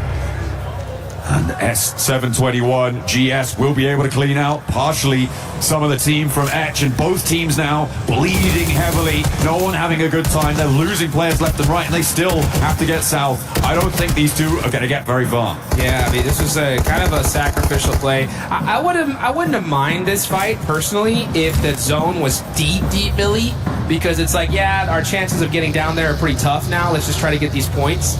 But considering where that circle is, I think they could have just avoided this fight and fought late game. But regardless, you know, that's the decision they made, and that's the one they went with. Let's take a look at Alpha 7. Alpha 7 are going to be going on the other side of the bridge, wrapping around. The next zone did head a little bit heavier into military. And for the time being, it does look like they're going to have a clear path to that circle. Alpha 7 looking to scout the bridge on the western side right now, moving Carrillo up onto the high ground near the lookout post there. The lighthouse will be able to see if anyone's holding that bridge, which is definitely very possible. Maybe stop off for a little picnic while you're there. Why not? Have a little bit of downtime, but you can't be sleeping too long because you do still need to get on towards this circle. You got to get moving, that's for sure. Let's take a look at their utility. Carrillo's got a UMP, level 3 vest. Couple first aids, that's going to help them out here. It is still pretty early. Stage 3, you could definitely afford to eat a little bit of that blue zone. And considering where the circle went, this is not a bad play from them at all. So far, Alpha 7, not doing bad at all. They're in 4th place right now with 25 points. This is really good to see for them, considering that they haven't hit a final all year long yet. So let's see what they can do. Yeah, the one final there's been. They haven't hit it, but they hit it. They didn't hit it in a very dramatic fashion. I think that's kind of more the point, right? They went down in group stages in bottom 2 of their lobby, which was on nobody's bingo card, right? Yeah. So to be able to regain a little bit of confidence moving here would be brilliant. Obviously, a top 5 is what they're shooting for. What's what they should be aiming for, right? But even getting through to survival stage, I think for them would be a little bit of reassurance. Depends how heavy the ego sits, right? Yeah. If they're like top 5 or nothing, then fine, sure. It's a competitive spirit, I'll give them that, but you know, even survival is better than what they did before, and improvement is the name of the game. That's what it's all about. And when it comes to Alpha 7, you know, there's an old saying in the boxing world, you know, as you get older, the speed slowly goes away, but that power always stays there. And I think that's Alpha 7, you know, like, no matter what, they are so experienced, they're such a dominating team that these guys can get off the couch and I think can eliminate still some of the best players in the world, right? But getting to those end games, getting those placement points on top of those eliminations, that can be difficult because in the 2 recent global tournaments they played in, at the 18 games, they had 46 eliminations, only 12 placement points, which is insane for them. So they're already lucky. Let's see if they can capitalize on it. I'll tell you who else has a pretty good position here is the Vitality duo, right? Up towards the north side, they've got Tianba as well as Nongshim Red Force up to their north, so a nice little buffer. The difficulty, of course, for Vitality is they're playing as 2, so they do need to figure out how they're going to try and work this ground. You've got TT Project as well on that east side of them. maybe looking to push on through. That is 721 GS going down, as they did actually manage to get some of their players out of that engagement, as did Etch, but neither is going to be happy about it. S2G still camping the East Bridge. Yeah, and on the western bridge, it looks like we're going to have Godlike coming in a little bit late. There is still quite a few spots in this circle, so it is going to work for them. And yeah, but let's take a look here at this bridge camp. You got S2G there, gatekeeping for the time being. And they're going to hold that bridge, I think, all the way to the end here. Solke, he spots them. They have no idea he's there. When is he going to take that shot, though? He's going to wait till the last second. Yeah, I mean, you're waiting to have multiple angles on the shot, right? Especially when you're so close to hard cover. You know that you can attack one or two, you lose that element of surprise, but Lost will not lose on that face. Looks for more as well. The spray strafe not quite there, and is going to find some bullets sent back his way. And Hamzy has to step up to keep his teammates safe, but now S2G are down to one. All of a sudden, the Hustler crew seem to have found an opening. No real third parties on this one, and Hamzy, I think he just has to get gone here. Yeah, his whole team's going to be taken out. I mean, this is stage 4. The blue zone's hurting. Loco is looking crazy as he's on the move here. Yeah, he should definitely get these confirmations before they push, because it's going to be difficult to get across that zone. Instead, they just said, hey, you know what? Let it ride. We are sending it down this bridge. But for how long are they going to make it across? MCG is up there up top. When is he going to take these shots? Let's see. I don't think he's going to have the angle to do it. If they break right here, they're going to crash straight into Yangon Galacticos instead. The Smile starts to unload the clip, finds Loco, pulls him out. Switching into the driver's seat's not quite enough, and Yangon Galacticos send Hustler crew for 6. And yeah, that's going to be them out of here. So 16th place, tough start for them. Still Miramar left to go. We'll see if they can bounce back. But this is one heck of a game here, as this zone down in military base on the northeast side near the bridge. It's going to be a hill finish. There are quite a few little dips and valleys that teams can hide under and make some plays in. So we still have 11 teams remaining here. While everybody just waiting for that next circle to pop and deciding just where that fight's going to take them. During the middle of all that, Vitality getting eliminated, allowing TT Project to take a central position here, puts TT Project in the driving seat of these hills in terms of stopping control. There are high grounds around them that technically have more oversight things, but they are a linchpin of it. Going to force everyone to fight around the sides, and one of those fights is Godlike. Ida will be next on the chopping block, and Alpha 7 maybe after that. TT Project, though, steal a point away. Darkin does get flushed out, and now it's Alpha 7 still looking to try and handle it. Revo, will he connect? No, they're not quite finding it, and that's damage being done. Dishing out death, and Godlike send them down. Alpha 7 standing with no force against Godlike. Always. Obscure is now on the other angle here, trying to make some plays all by himself, but he's running out in the open. Nice little spray back in return. Abito's going to go ahead and heal up, wait for his teammate, and that's Godlike taking out Alpha 7. What a roll-up from Godlike. Alpha 7 didn't know what hit him. Woo. And now from the west side, Godlike are going to look to push across. TT Project wanted the third party, but not enough blood was drawn against Godlike for them to find a worthwhile pursuit in going for a consistent, a sustained third-party hold here. They're now regrouping out to the west, and they know where the major danger's coming from now. It's on the west side. It's Godlike. Yeah, Godlike fans right behind us going crazy on that fight. They like to see that. Alpha 7 fans not too happy on that one, but they're still sitting in 4th place for now. We'll see what the drums. Yeah, where are the drums? Where's the vuvuzela? What's going on? I can't hear him.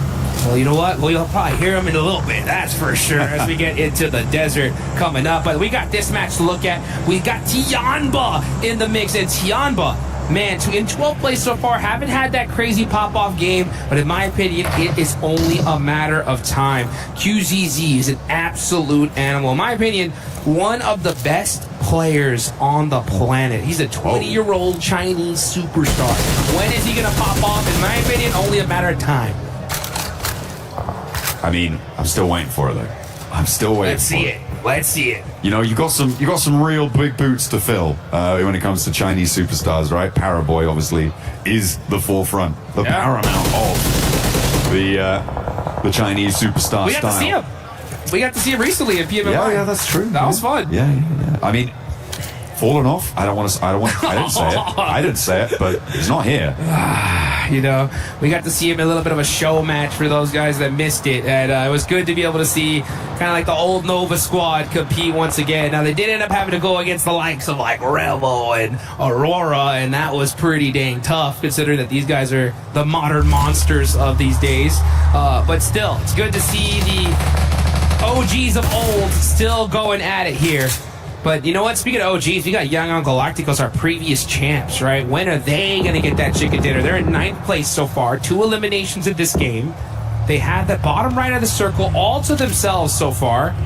Let's see where this next zone goes. If it does go and head on over to them, they could be in a good position to win this one.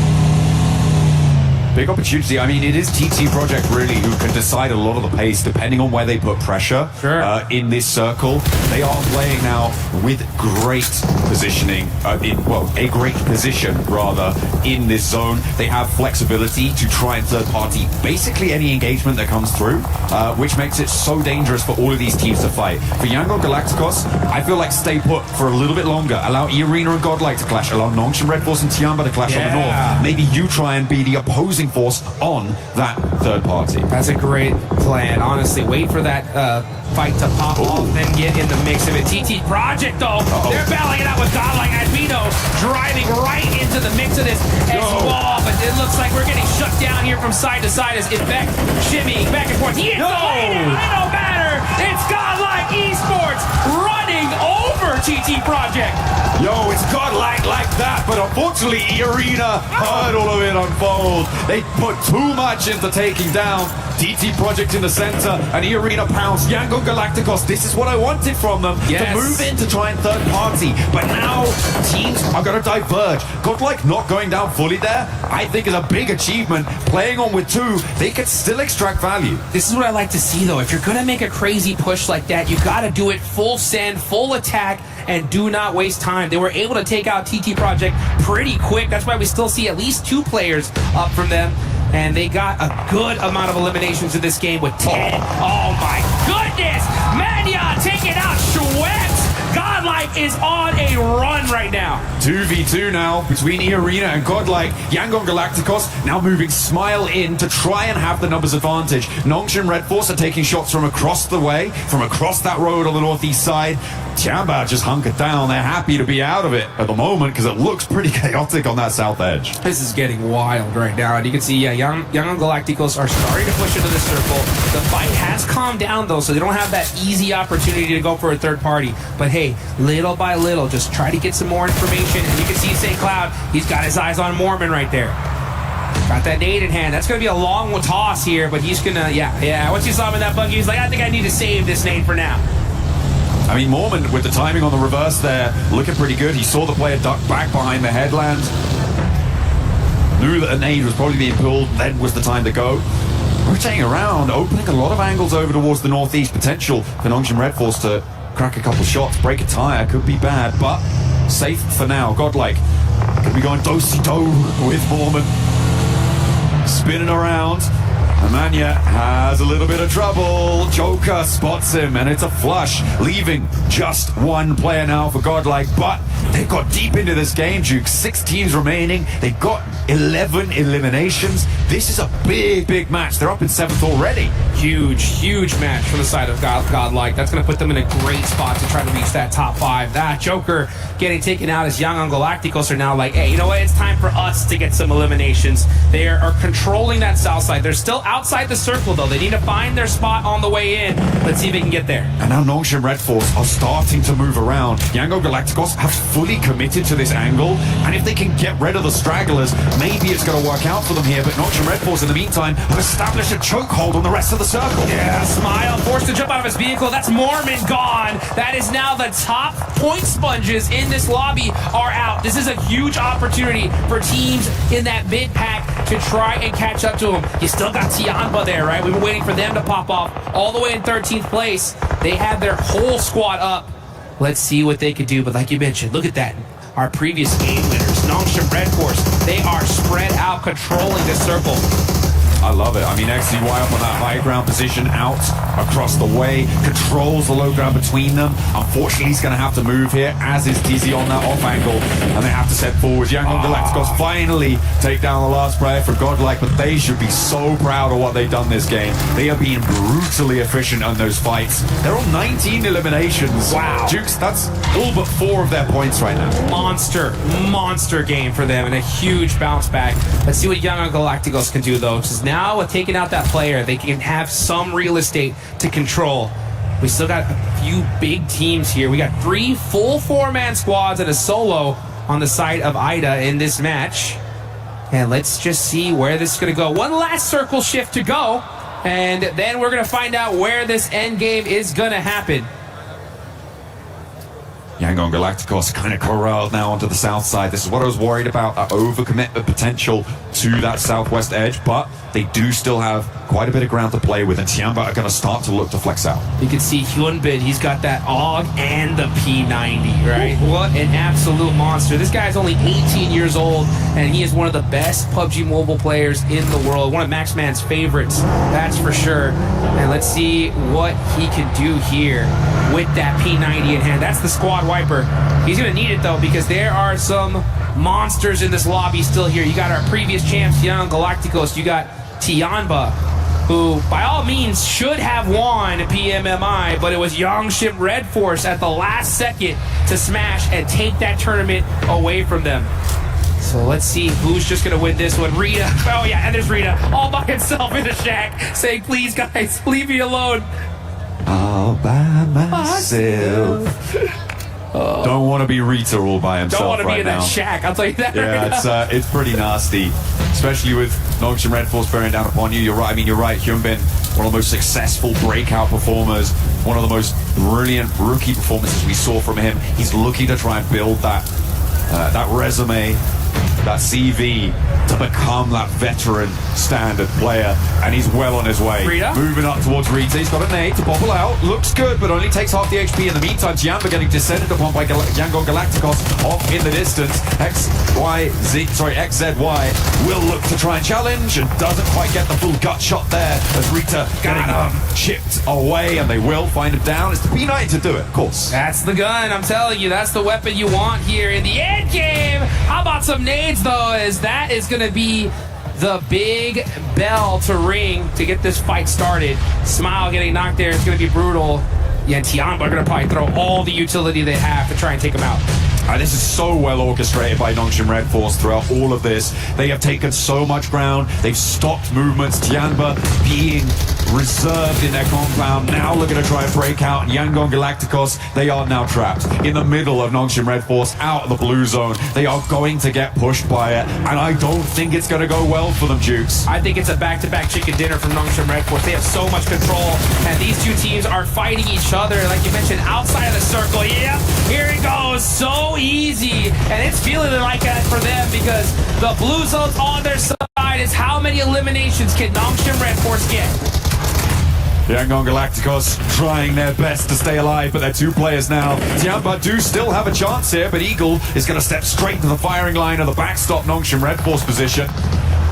Say Cloud trying to stay alive, but TZ's just making it so hard, and they are really going to find it difficult to get out of this divot. Has the hovercraft as well. Fade away with the nade, finds another knock, and now Yangon Galacticos only playing as one. Say Cloud spotted out, but has to back off the volley of fire. He'll leave the hovercraft on about a quarter of his HP and is draining quite quickly, but now he's got a huge amount of ridgeline cover. Romeo gets flushed away. Man, that just it's like such a crucial wall. Oh, and those nades are disgusting. Dizzy putting that cover right where it needed to be, and having this hovercraft right towards the end is even better for the side of Yongshim. This is the final circle here, folks. This zone's going to go down to nothing. Yongshim Red Force have the dead center spot, and Hyunbin gets a Molotov onto the side of Tianba. These guys are completely trapped. Yeah, Yangon Galacticos finally going down. Tiamba starting to bleed on the low ground too. They are having a real tough time of it. And this high ground angle, TZ has been so operative, so commanding in these off angles over the course of these last circles, and is looking to open another can of Warpass. Woo, and that's exactly what what's happening because you got another can of Hyunbin down south with that P90, and that is it. It's a back-to-back chicken dinner on the side of Nongshim Red Force. That is how you do it. Masterfully orchestrated in those final circles for Nongshim Red Force.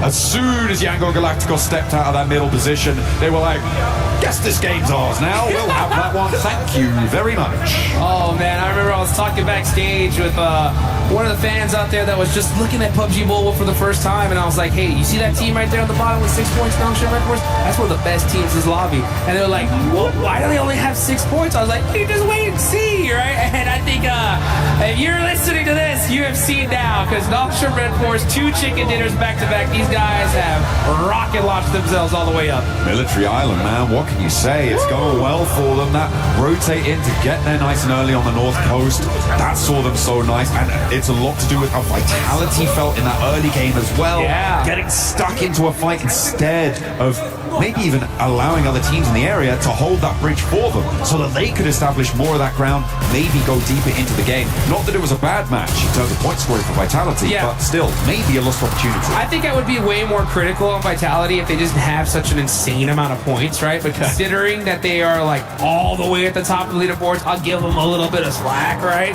I mean, you're allowed to flex a little bit, right? You pretty much almost secured a top 5 in just a few matches.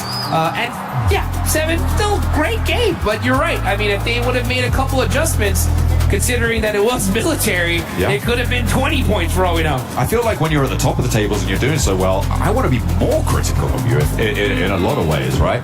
I want to hold you to a higher standard because that's the bar you set for yourself. And if you're not up to it, what are you doing earning all those points in the first place, you know? Come on, get back. You know what? That's a great point, though, because if this was the finals, it would be a different story. That's true. Right? Because that one little mistake could be the difference between becoming our champions at second place or even third place, right? Especially the fact that we've seen the smash rule come into effect so critically, you know? So, you know what?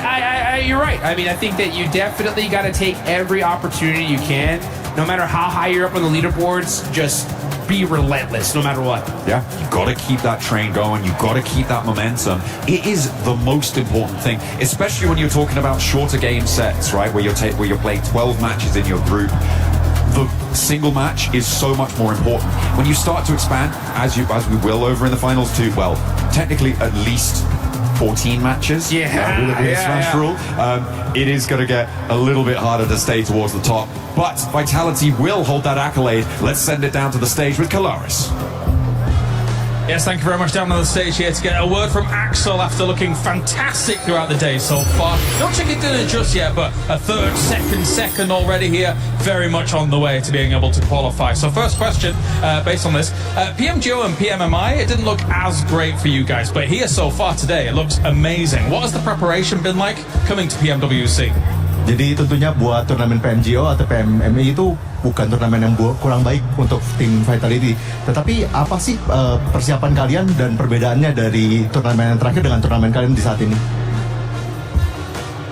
Yang pertama yang pasti dari PMGO dan PMMI kita kayak belajar banyak banget, kayak banyak hal-hal yang baru kita dapetin bareng. Jadi kita datang ke PMWC dengan hal yang udah kita bawa dari turnamen sebelumnya, dan kita pasti belajar banyak lah dari hal-hal itu, dan semoga kita bisa terapin sampai ini ke final. So yeah, I mean we learned a lot.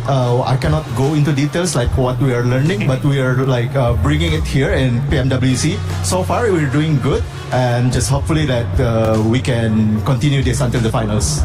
All right, and from what we've seen so far, Axel is obviously looking fantastic in the IGL position, but also putting up a lot of eliminations to try and challenge for that MVP spot. Is that something that Axel's kind of looking at, and does he think he can keep that up? Oke, dan tentunya kamu hari ini memberikan performa yang bagus banget, bisa dibilang MVP level performance gitu. Apakah ini sesuatu yang kamu tuju atau kayak enggak juga, atau mungkin ada pendapat tersendiri? Kebetulan nggak ada sih, karena dari dulu aku kayak berusaha selalu ngalah buat ngasih temenku main enak aja. Cuma mungkin hari ini lagi wangi aja. Cuma nggak ada ke arah sana sama sekali. So usually it's not like this. Usually I tried my best to make my team perform more, make my players more comfortable in their roles. But I don't know. Probably today is just like a beautiful day for me, and yeah, we can see. All right, well, thank you very much, Axel. You're looking awesome so far here. That's it from us down on the stage. Back to more for PMWC.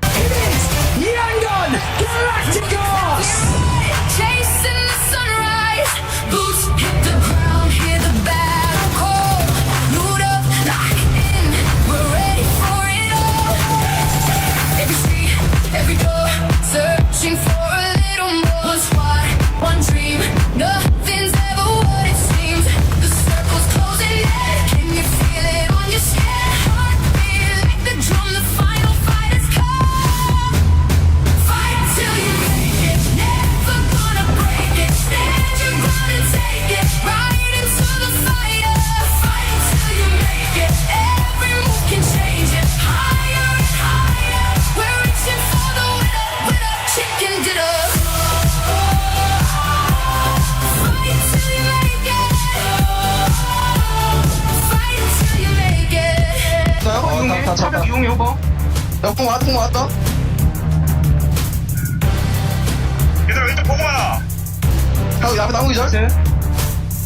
나무 중간 나무. 나무 라스. 해당. Nongshim Red Force with that back-to-back. Just look at Hyunbin. He's so happy right now, Max, with the way that team is performing. But by the way, for everybody currently watching at home, don't forget that the PMWC Lucky Spin is now live. You can get 3 exclusive sets made by PDP creator Nana, the Electron Energy set, the Protein Power set, and the Stunning Alien Fusion Grosa. All bring in the PMWC spirit. Log into PUBG Mobile and take your spin before it's gone. Because looking at that one, honestly, that Groza looks so sick. And I wouldn't be surprised if, Max, you already have all the skins. How did you know? I actually spin for one and I got them all. I had enough coins, I got everything. And it looks really cool, so I like him, so I'm using it right now. I just know you, okay? I know every single time we do an event, you always try to get whatever exclusive skins are out in the game. But we gotta talk about that last game. Nongshim Red Force with the back-to-back. I love it. Can I just say that? Look, Great. I do like my one-word answers. Nice. No, Hyunbin, Nongshim Red Force, I really like what they did there on all of it, honestly. What I will say, the biggest point for me here, Max, maybe you'll agree with me, is that for me, when Yangon and Tiamba were finally going head-to-head there, rather than spreading up and around, which they did do eventually, but rather than waiting for that fight to finish, they took advantage of that fight to actually spread into zone a little bit, maintaining that control, getting that high ground, and their reward is 18 points on the board. You know what? I'm going to steal your thunder right now. Do it. Nice! Oh, yes. What a nice one coming out from Nongshim Red Force. 18-pointer. That's a back-to-back chicken dinner, as we already said. Loving it from South Korea. I'm getting those G+ vibes right now. I'm getting Nongbu 2.0 vibes. Loving what we're seeing so far. Really happy. But going on to the second slot here. Good fight. Interesting to see, right, 7. No hot drop, how it can do for you in these games. Exactly. Don't worry. We'll get a chance to talk about Godlike a little bit more. Tiamba. How about Tiamba? Tiamba with that great performance as well, putting up those numbers. Tiamba really hasn't been putting up much. And also another team that I wanted to touch base on, Lace, is none other than Yangon Galacticos now having back-to-back good performances. Yeah, I mean, top 5 in the last 2 games, but not too much to show for it. Then coming into this match, and as the PMWC Championships, they have finally picked up the phone to their goddamn wake-up call, because I could not understand and why this team had to take this long to get to this point. Now, we're obviously in this final zone. They didn't have the cover to sort of protect themselves from it. They had to just bide their time to make sure that they can get those placement points.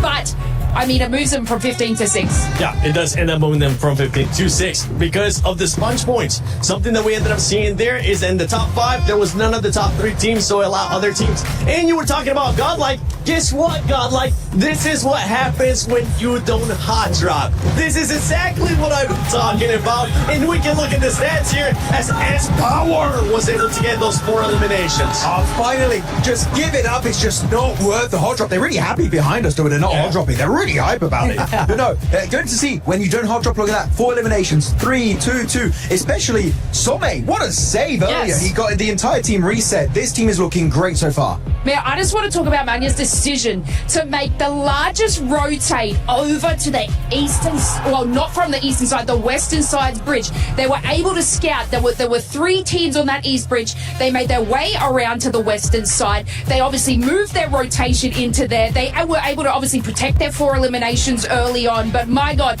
they actually then took notice of IDA's split hold, took them down, and quickly advanced and moved their rotation in. And then Alpha 7 came out of nowhere. Oh, we're going to third party this in here. No, Godlike read that like a book, were able to defend them off. And look, usually, we're going to say, there's a couple of clutch mentalities, but we're handing that over. We're handing that over to Manya because that was an absolutely insane performance to be able to defend through certain teams after that entire long rotate. What? It's the next one. It wasn't you. I dodged it. I was so quick.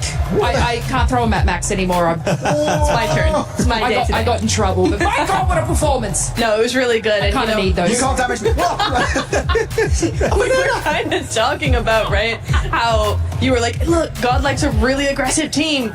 Don't be so aggressive. And this thing is that actually unnecessary aggressiveness. Unnecessarily, right? Yeah. This was very necessary because once they stopped hot dropping, they took out Hora, A7, and with a little help from Yangon, EA as well. E-Arena, the top team. Well, second place team now, but you can see that this is a team that actually can go up against the big names in this lobby as long as you don't hot drop.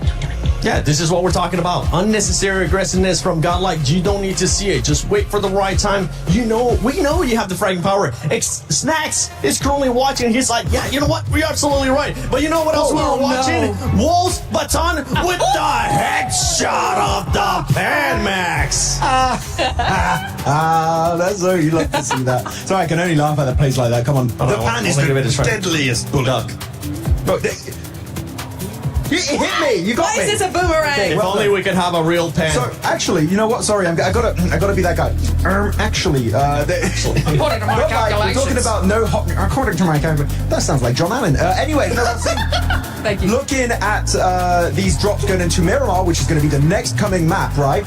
We do see Godlike actually normally going in La Cobreria. I did do an interview with them just yesterday, and they said Godlike they're going to commit to the hot drop. So did Sky from Hora, but that's not all, because apparently, what I've seen in the announced drops, Chiamba and also Hustler Crew could also send it over there. Chiamba, I think they're going to put their ego aside, go for maybe water treatment. I wouldn't be surprised. But Hustler Crew, maybe. They're a bit of a troll team, and they like ruining teams going into these games like they did on Godlike earlier in Apartment. They might do it again. Tactical sabotage is what it's called. Oh. They're also going to be sabotaging their own performance if they keep doing that kind of stuff. Well, let's take a look at this head-to-head between Vitality and E-Arena, because those two teams have just been sponging up so many points. I mean, right now, Vitality, 10 eliminations average is absolutely insane. And that's why, Lays, they're currently sitting at the top with those 59 points. Yo, I heard Hot Jukes before saying like, it's not the best game from them, but, blah, blah. But can I just take you through a story? Rizak, with the drive-by giggle, this team is having so much fun in this game, which is absolutely insane. And after, a cost of their fight, a bad zone pull, the duo and the firepower of Razy and Axel is just another level. They were actually able to obtain another 5 eliminations as a duo, which is more than any other squad did early on in that match. Looking at this bottom 3 teams, you got 721 GS Esports, Wolves Esports, our NA crew, and then Hustler crew. talking about those drops, talking about them actually wanting to spoil, right, maybe sabotage a little bit, Neptura, with them being at the bottom, I mean, they're just going to continue on sabotaging their own style. I really hope they don't do that. They need to actually try and find some points more organically than just hot dropping. However, I don't feel like we're really going to see that today. I think they're going to try at least one Miramar to see if they can actually make it work, which it's not going to, but you know what? You just have to find out for yourselves. Well, yeah, hopefully they're not going to be throwing anything. Ha! I got somebody! And as we're going into game 5. Not at all! You see that? Let's go to stage. Anytime now. Right now, in fact, yes, of course, despite, of course, we had that amazing win at the very beginning of the day, it's Vitality in number 1 here, Blank, after insane consistency throughout the day. Yeah, it's been an incredible day for Vitality so far, and honestly, I think the Indonesian crowd can't be happier for this team so far. They're going to be very, very proud. Even in that last match, yes, they come 13th. However, of the 8 eliminations they got, they took out everyone else and then went out by another team. So these guys are on a great time. Consistency's through the roof, like you say. It's also awesome because it feels like a spiritual successor right now. You've got Razak and Razy. Yeah. It's like Zuxi and Luxi the past. You've got Axel who's doing incredible work on his own. Kind of like the Ryzen of the past as well. It's like we're bringing it all back here, and this is the future of Indonesia. I saw on socials one of the twins was milling around in Paris as well. Luxi is here. Yes, yeah, Luxi is here. I saw him the other day. He's a good lad, yeah. He's a lot more mature than he used to be as well.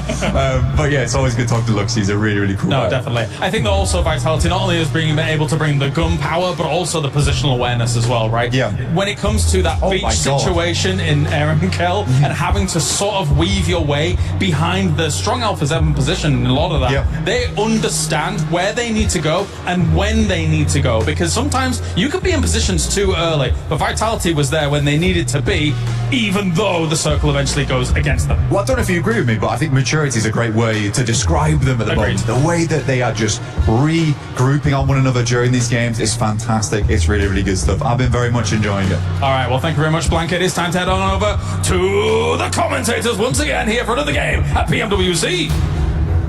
Absolutely, we are ready to get stuck in. Thank you very much for the Blank Jutsu breakdown there. It was a real treat to hear about the maturity, the development, the further progression of all of our teams, because it is getting a little bit dicey for a couple.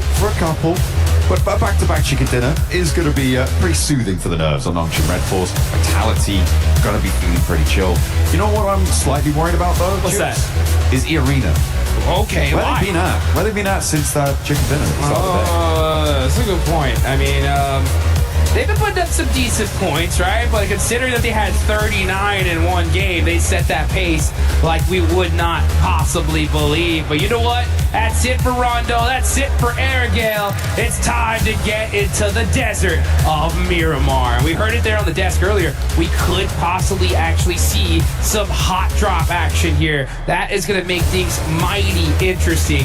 As we look at the leaderboards, Vitality on top, 59 points. 6th place cutoff right now, Yangon Galacticos with 22. That is a 37-point difference. 37 points from 1st and 6th. That's almost as many points as Nongshim Red Force have here. I think I would definitely say that would be big. A big difference. That's a big one. Yeah, definitely. I would classify that according to my calculations, as apparently I like to say. In fact, I always say back home, a biggin. We say that too. Oh, biggin. Really? Yeah, it's a real biggin. You know what? It's international. Yes, it's pan-Atlantic. That's what we're doing. Unit of measure. Yes, it is. Well, you know what else is larger than charge? This plane path. It's all the way down on the south side. That's not going to be too comfortable for a lot of these squads here. We'll see where the zone decides to go. Then this circle's been chaotic all day long today. I wouldn't be surprised if we see it go all the way over to the water. Partona, let's go. Partona. We're going for a prison circle. That's what we're going to see. 3, 2, 1. That's, you know what? I might just leave now. I don't want to stick around if it's not a crazy circle. El Pozo, the tried and true. You know what, though? I think it's about time we get a little bit of a break here. I'm looking at the drops. Actually, we're going to see over there in Valle del Mar a little action there on the south side.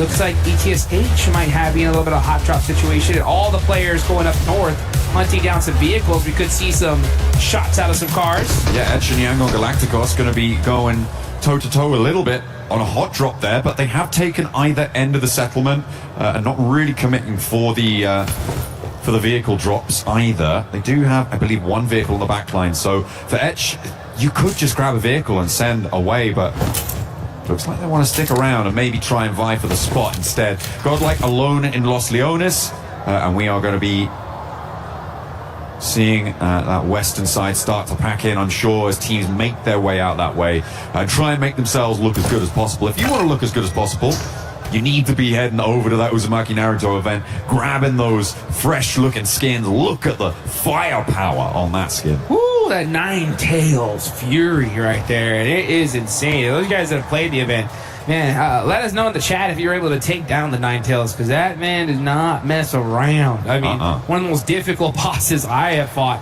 in the game, that's for sure. Yeah, you need to be hitting those weak points and making sure you're breaking through that armor resistance and then making the most of the time where it's down on the ground. Either way, that sort of scale of monster isn't going to be played in esports. The only thing that comes close is maybe E-Arena's first game on Rondo. That kind of felt like a similar sort of kaiju level threat in this game, but so far that hasn't been repeated, and we're going to be a little bit more sensible. They definitely, channeled his chakra, that's for sure, in the first match. But, just like in Naruto, it fades away. You know what I'm saying? So does it fade away?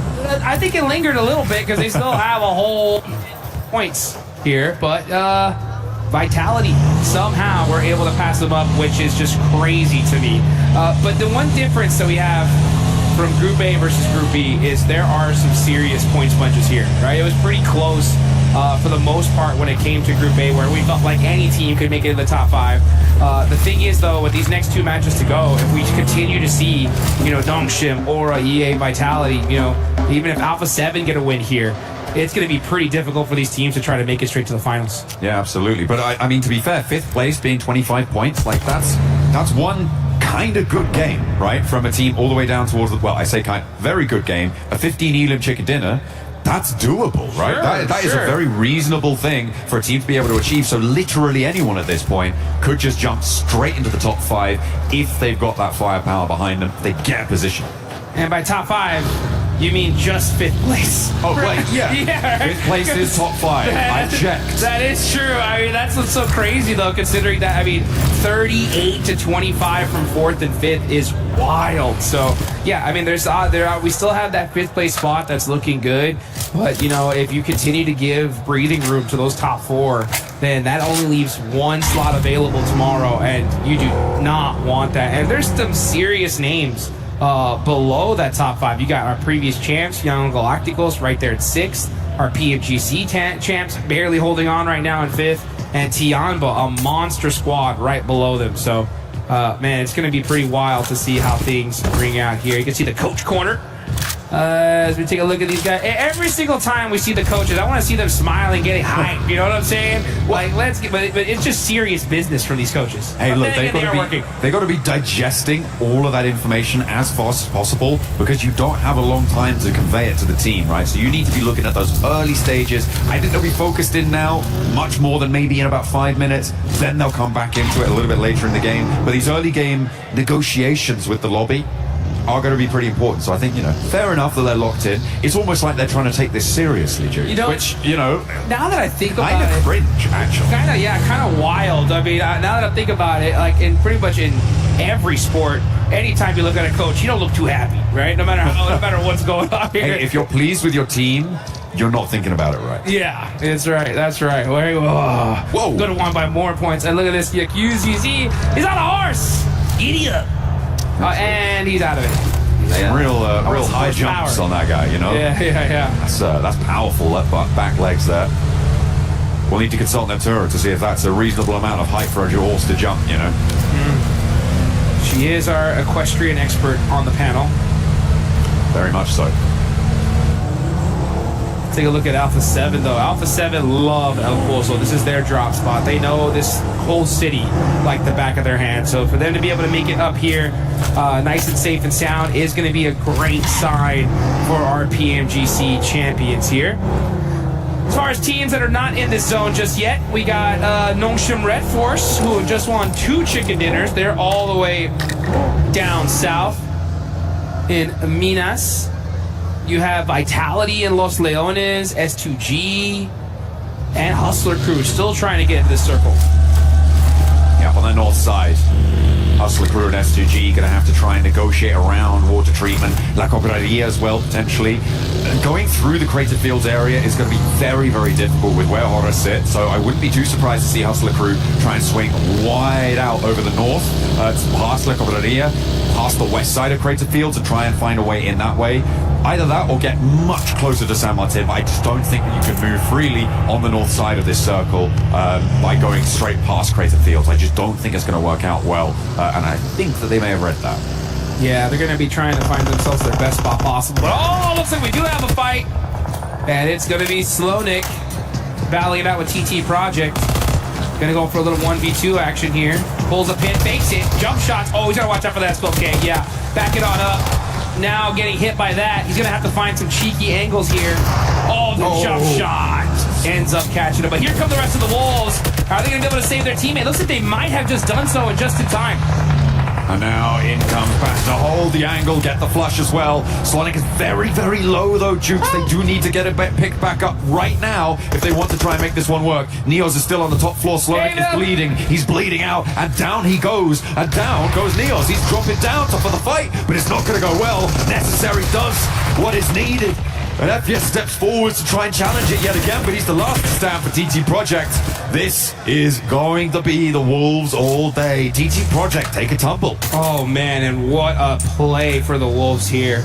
Our NA representatives getting that fight done, and they are in elimination range. They are all the way at the bottom 3 here, so with that fight, it does push them up a little bit.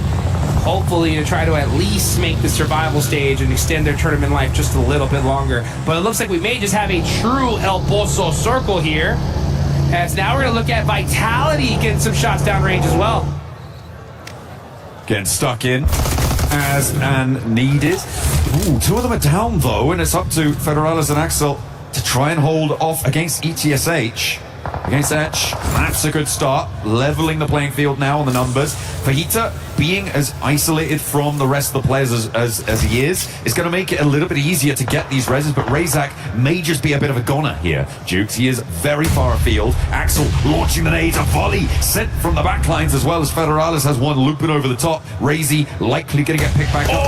Yeah, that's that flush down. That's that nade as it comes on in. Fajita actually not stopping off to go for the flush. Instead, wants to bolster the position for Etch. Oh, Fajita is sizzling right now. He's going to have to make a play all by himself because these nades are really starting to hurt. Federalis is just on point with them. There's another air burst, and that picked him off a little bit. He does get the heal off, but that nade's going to hurt a whole lot, and that is ETSH out of there. Vitality. Man, these guys are just getting eliminations like crazy in the early game. Hitting those nades like 5 big booms for Vitality. They are doing bits over on the south side, but they do need to get a move on. No one really too close enough to cause any worry for them in terms of third parties, because they are outside the circle. They're going to have to push up north, past Monte Nuevo, and try and find where they can slot on in. In the meantime, I'm taking a look at the rest of this lobby, and Hustler Crew did, in fact, go for that wide north rotate. S2G didn't. They sent in and they're now south of Crater Fields and have kept all 4 of their players alive, so I didn't expect them to be able to do something like that with Horror taking up that high ground, but seems like they made it work. E-Arena going to follow on that north side behind Hustler Crew. Yes. And go past La Cobraria. So potential for the northwest side of El Pozo to get pretty crammed in.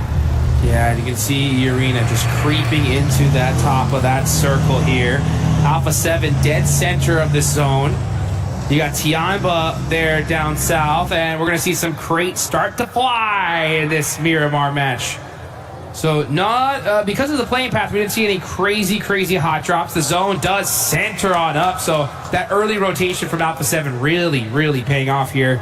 So take a look at the top players so far. Axel on top, and then no surprise, 2 players from E-Arena following him.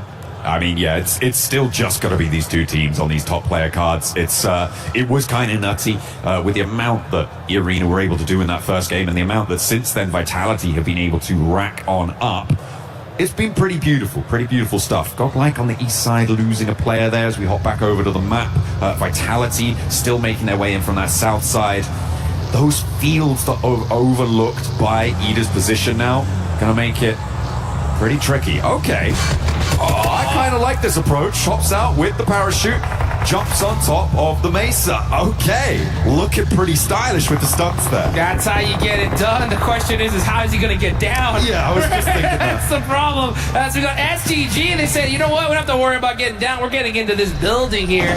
And now they're looking for some angles onto Alpha 7. So this fight starting to ring out, which is a little bit wild. I mean, they are in center of zone. It would pay off for these teams to kind of just hold their position and then wait to fight until the end. But with Guizhou kind of out of position here, it is going to make things a little bit spicy. Yeah, with Dopeness sort of cutting through the middle of that position, it's going to make things hard. S2G are going to start to get angles on it too once they figure out how to park a car in their little garage there. And there's that nade. That's what you're worried about. That's exactly what you're talking about. And Guizhou goes down. Alpha 7 allowed too many noisy neighbors. They didn't put in the complaints early enough, and now they can't do anything about it. Yeah, they're not going to be able to do anything about it, like you mentioned. Looking at Revo here, trying to do something, though. He's looking at those 3 peaks, just trying to get a little bit more intel. I won't be surprised if we don't even see a fight here happen at all. I mean, this is still dead central zone. I think right now it's just about getting information, just making sure no team just randomly pushes up into them. Now, the fights that could definitely ring on out are there on the south side. You got Vitality, Tianba, Wolves, mighty close to each other. But meanwhile, in El Pozo, we're going to see just a lot of teams just taking little pop shots, trying to knock down a little bit of armor. I like what Ida are doing on the eastern side of this circle, right? They have that super duper high ground that overlooks those El Pozo fields. They're going to have a lot of angles to try and make that one work. And I like what Rita has done here. Move down. They know that they're not under threat from their east side anymore, which means that they can, well, almost certainly not under threat from their east side, not technically guaranteed, but certainly a little bit assuaged. But moving Rita out, I really like that. Gives them a foothold to move down because they're very likely going to have to leave this high ground. Yeah. So they can start to scout out the angles that they can crash towards in those fields out on the east side. So hopefully we're going to see a Turkish team have a good game here. Yeah, the zone definitely goes to them. Oh, and it kind of does. Wow. I mean, it still has some of that play in for them. So this could be a huge opportunity for them to get some points. If that next circle definitely hard shifts onto the east side, they're going to get a crazy, crazy game because that open field is disgusting. Like, if you just try to take one of those little A-bell areas, you're committing to there for the rest of the game. But now we're going to see Vitality, Team Vitality getting into it with Tianba. This is a huge fight. I mean, Tianba not really getting into it at all, actually, sending straight across the open field. Okay, Vitality and Ida both actually vying for the warehouses on the south side of the field. Ida committing there. Tianba trying to get across out in the open, losing another player. And now, I mean, Ida crunching in Vitality. It might just be working out beautifully for them. It's going to send Vitality away. Deny them access to the eastern portions of this circle.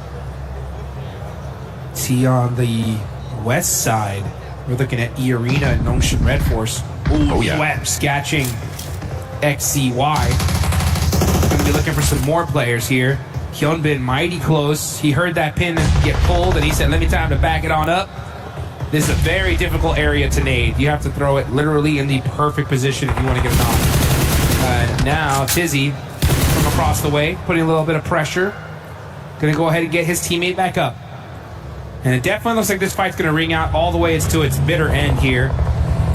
Because this zone is not kind to either of these teams. And yeah, E-Arena's just trying to find some room to work with.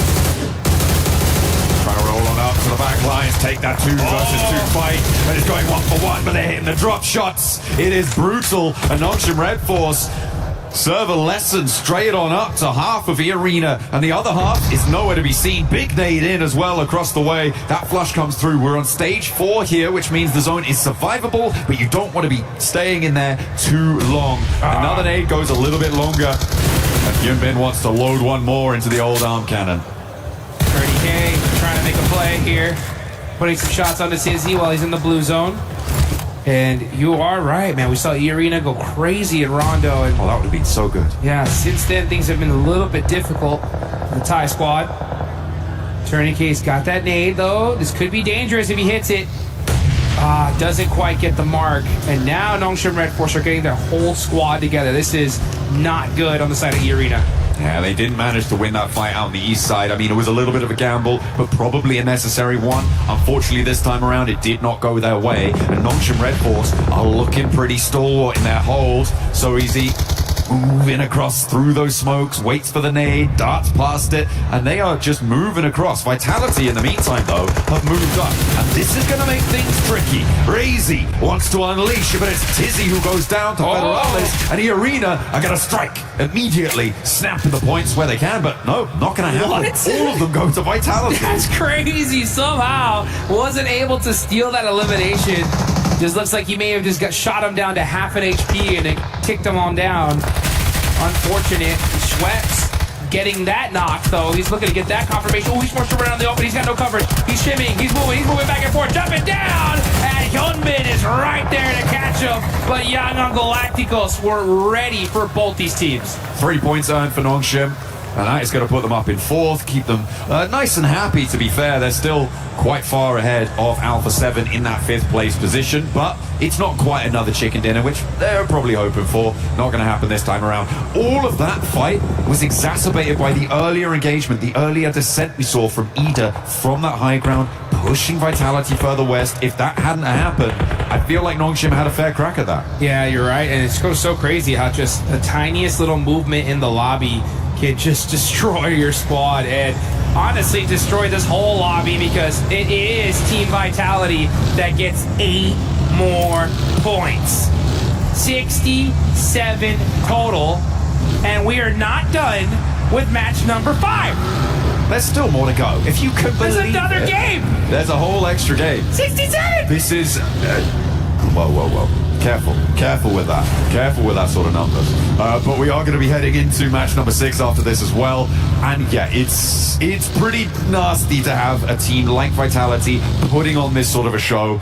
With the 8 eliminations they've got so far this match, Ida potentially vulnerable to losing Rita as they chase on in. Meanwhile, over in El Pozo, there is a charge through the high street.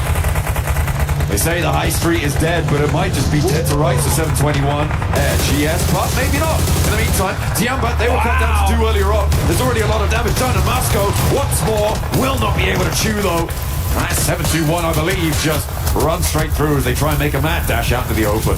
QZZ putting up a little bit of a car wall here, and this is where they're going to stay for the rest of the match. It is a great spot. This little dip is dangerous, considering that it's kind of hard to get even near there. It is super weak from the hill right above it, but no team can really take that spot because there's vision in every single direction. And for the other side of that weakness, when it comes to the side of Aura, Tiamba did set up that vehicle wall, so we could definitely see those 2 players be very dangerous here towards the end.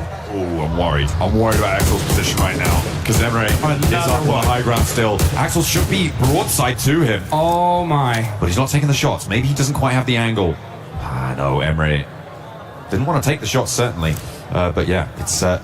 He's spotted a helmet there. He spotted a helmet there. What are we getting a replay of? Crazy. Oh, the links. And... Boom! Oh, that's what I'm talking about. Love to see some sniper action anytime in this game. And when it comes to Miramar, that's a chance we get to really, really see it. So we see the big guns getting whipped out here in the World Cup. Hustler crew really struggling on the back lines here to try and push through. So that wide sweep over the north side. Now coming back to bite them. They do manage to get the reses, but another knock sent straight their way very, very quickly. They have to cross the road, but where do you go? You've got Alpha 7, Yango Galacticos, Botanus, all in your way. I don't hold any hope that they're going to be able to make this run, but maybe they'll be able to sneak 1 player, maybe even 2 through, but even then, that is a too tall of an order for them, and they fall down. Alpha 7, they are down to 2 players despite starting here, and really haven't had the best of luck on this game, with only the 1 elimination. We're going out to the open field now, James. Dude, this is ridiculous. This day, for when it comes to circles, has just been the most toxic, ridiculous zones in one day I've seen. His zone has just been brutal. Now we're going to see a Rebel get taken out by Smile. This is Yangon Galacticos. These are two championship teams battling it out, and Yangon Galacticos are going to eliminate Alpha 7, and that's brutal for them considering that they were right below them on the leaderboard. So now Yangon moves into 5th place. Yeah, they've taken that mantle now, and they are winning on that tiebreaker. They are in that 5th place spot. In the meantime, Tianba getting rolled up on by some of Aura, but it's not going well. QZZ holding his nerve. Beautifully done, but I think, yeah, it's just going to be too much of a brunt to bear. And they will go out of it. Able to do a lot of damage, but it wasn't quite enough in the end. And Aura now looking to piece themselves fully back together. In the meantime, Vitality, 10 eliminations. They're the Southside Commanders. And we see Razy get another huge shot with the 50 cal. So the snipes are coming out. Team Vitality is just dominating right now. 11 eliminations, up to a 70-point total with another match still to play. Placements have only just started kicking in as well. Jukes were on 8 teams remaining. A lot of hangers on here, trying to keep themselves right to the edge of El Pozo, but this is about to go off like, as you like to say, the 4th of July. Yeah, let's get this party started, baby, as we see the Wolves holding it on and trying to get themselves further away from that bottom 3. It's just these Elementrix and Necessary now, throwing those nades. Oh, just a little bit out of range of Yangon Galacticos. And meanwhile, we got Dopeness up top here. Racy with another shot off the Smile. This guy's going crazy. It's big boom after big boom. What can you say? And the nades coming on through now for this El Pozo scrap. Dopeness trying to charge out in the open, but they're getting cut through on the sidelines. In the meantime, Godlike, who have been a little bit quiet, they're now on the north side of things and probably in one of the better spots in terms of the El Pozo teams. Horror really can't step up to them. It's only going to be Vitality across the way that might be able to play spoiler to it, but it's still just getting hotter and more pressure is building inside these buildings. Yeah, this battle just keeps on ringing out here as we're going to see Dopeness just holding the outside. S2G putting some shots onto Godlike as well. And S2G are just holding this warehouse. It's such a dominant position for them. Look at this. Godlike with the M249. Oh, that hurt though. Yeah, time to heal up. Okay, humbled a little bit there for Salme. Has to stay alive. In the meantime, they are looking for those revives. Dopeness on their last legs here, wanting to try and make it work. 2 players alive. S2G looking to fight towards the outside now. Lost burnt back, but in steps Hamzy to take up the mantle of that duel and will be able to win it out. The rest of Dopeness soon to go down. Solke does get knocked in the process. Vitality take a player as well from that. Up to 14 eliminations for Vitality, by the way, as Yangon Galacticos sailing down the cliffs, but I think they're under pressure. Vitality on 14 eliminations. Jukes, I said it before. I didn't even believe myself when I said it. This is unreal. I mean, Razy has been just having his way with this lobby from across the map. While we were watching this fight, Razy is just going nuts. I mean, knock after knock after knock. I'd love to see his POV here because he is dominating right now. Meanwhile, I mean, this is just, it's like shooting fish in a barrel. They're stuck. There's nowhere for them to go. S2G trying to extract as much value as possible. They've got 5 limbs. Down out Godlike go, by the way, into that horror position that we saw before. But a lot of their players are suffering. 2 of them now have fallen. It's all up to Salme on the off angle here, on that high ground. He's not in the next zone, but he's got a nade. And he's going to send it forwards, takes down his own teammate, denying the point. Vitality want to watch this one drop, and Federalis wants to get closer, wants to be in with that opportunity as S2G joined the jump. Here we go. Now we're seeing it from Vitality's perspective. They've got so much sightlines here, but these teams are just battling their way to find any sort of coverage. And you're going to have to hit the deck because Vitality are going to be soaking up tons of eliminations here. Razy with 7, all on his lonesome. And these hay bales are just paying dividends for this team. Nobody's really able to challenge them out in the open. I mean, maybe Yangon Galacticos, if things start to conclude, could dash straight towards Federalis on this angle here. Maybe get in with a chance of doing it. But that's kind of the only way I see this not going to Vitality. It was 88 points on that 5th place bubble yesterday for 5th place. They're within striking distance of that right now. And that nade, oh, that one is much too close for comfort. I like the fact that Wolves are throwing down these smokes just to try and make it a little bit more difficult for this Lights of Aura to hit these nades. That one looks too good, though. And Necessary is out. Elementrix is pinned between that vehicle and Hay Bale, so that's a perfect spot for both these players to survive just a little bit longer. Every point counts when it comes to Wolves. Yangon Galacticos will go down entirely. Vitality up to 17 eliminations now. Horror on 11 themselves on this game. And there is just no way that they don't win this one. Surely. Oh, fire out in the open field. It's going to make things tough. That nade over the top bounces back just incorrectly there. Necessary does get a heal off, but the nade to follow it up, and Axel to follow it through as well.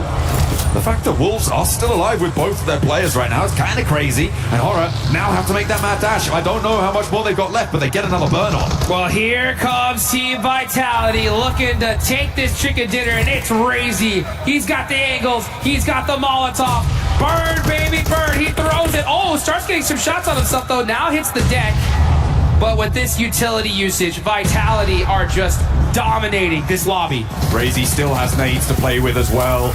Sends that Molotov forwards, finds Sleepy with the explosion. Razy wants a little bit more. Just Sky now there, as well as Necessary out in the open field. Axel joining him for the 1-2 punch. Razy goes down, and Sky stays alive now with a chance against Axel in a 1 versus 1. Necessary could backstab. There's Razy getting flushed away. A little bit of danger now. He's going to stay at their doorstep as Sky steps forwards. He looks for the feet, looks for the ankle swipe. It is traded, but 2 players now, and Necessary could do it. Necessary's got to make a play here for this team. Got to keep them alive. Got to get them at least to the survival state. Oh, the angles, though, are just too good from Razak. And it's Team Vitality getting a huge, massive win. 19 eliminations coming through from Vitality. It's absolutely insane, right? Okay, sure, we saw something pretty crazy earlier on, fine. But this on Miramar, on that map from Vitality's position, to be able to get that done is miraculous. This is a team that I think has already, on match 5, qualified in the top 5. Oh, I mean, that's a fact. These guys could not show up tomorrow, and we'll still see them in the finals. At this point, it's just a victory lap when it comes to Team Vitality. And look at that no reaction. I mean, these guys are just too cool for school at this point. It's just like, hey, you know what? Another day in the office. You know, when you're a giant striding amongst the pigeons, do you look at the birds? No, you got your eyes on the horizon.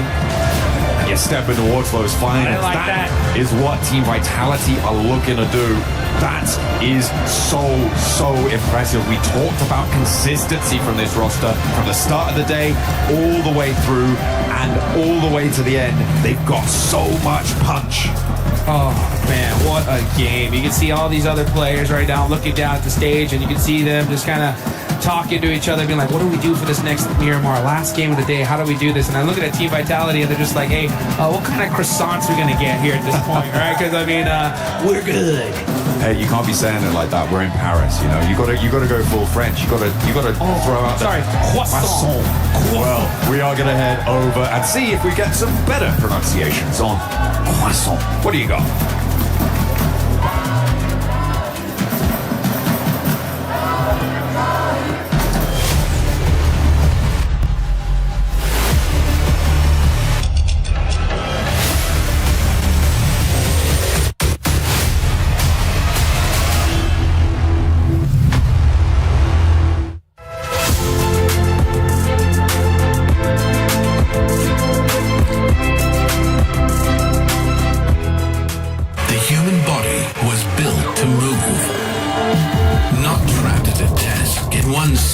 Posture for 12 hours a day. It's time your chair evolved. This is Secret Lab Titan Evo. Ergonomically engineered for you, gamers, hybrid workers, artists, backing your every move. Hello everyone. Sorry. This is Media Day at PWC 2026, and I'm going to show you guys exactly what the players go through every single day whenever we're taking pictures, recording content, and basically everything that you see on the streams. And I'll show you a little bit of a walkthrough once I'm done with this, so give me a second. What's up, everybody? It's Jukes. We're here backstage at the Esports World Cup here in Paris, and while watching all these players get all their media shots done, let's give you a quick little behind the scenes of what we got going on here, right? So you can see these different stages here. The production value of this is absolutely wild. We got some of the boys here as well from Nigma Galaxy. What up? How y'all doing? It's great. Organization is great. Everything is perfect, you know. As always, PWC on top. Let's go. All right, we'll see more of these guys in here in a little bit as we go and take a look at some of the player photos that we're doing. Look at that. Look at that right there. So sick. Perfecto. Do I look bonita? I feel bonita. Thank you. Okay, now let's get to it. So, first things first, once our lovely players get their hair and makeup done, we start taking them towards hero shots, we start taking them towards like content ideas and such. And this is only the first stop. So, at the moment behind me is one of the teams and they're doing their hero shots. So, there's two kinds of hero shots and they usually do either solo shots or they go for group shots together as a team. And of course, none of this would be possible without our lovely sponsor, Sony, for providing us all the incredible cameras that we're using at the moment to give you the best quality pictures of our lovely players. Now, this is only one of our stops for the day, so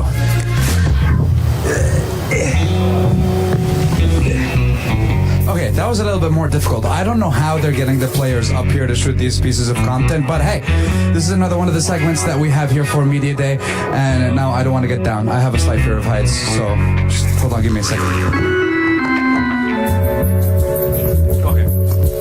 Okay, we're good, we're perfectly fine. But yes, one of our many areas here that we use for Media Day, and we want to get the players to be a little bit more creative, give them more places where they can use different kinds of poses and stuff like that. And listen, I'm already out of air. This is crazy. Oh, that's what they use. They have a ladder. I wish I had known this was a thing before. It was only one climb as well. You see, that was the problem. I thought I was a little bit more athletic than this. Turns out, no. So, next time, use ladder. Anyways, to the next one. Now we're going to go on over to the next set, and look at this. Let's get a little sneak peek behind the scenes of what's going on over here. Look at this. Look at these guys. They're getting ready. They're locking in. We're going to go ahead and see how this interview works, and we'll get back right to you.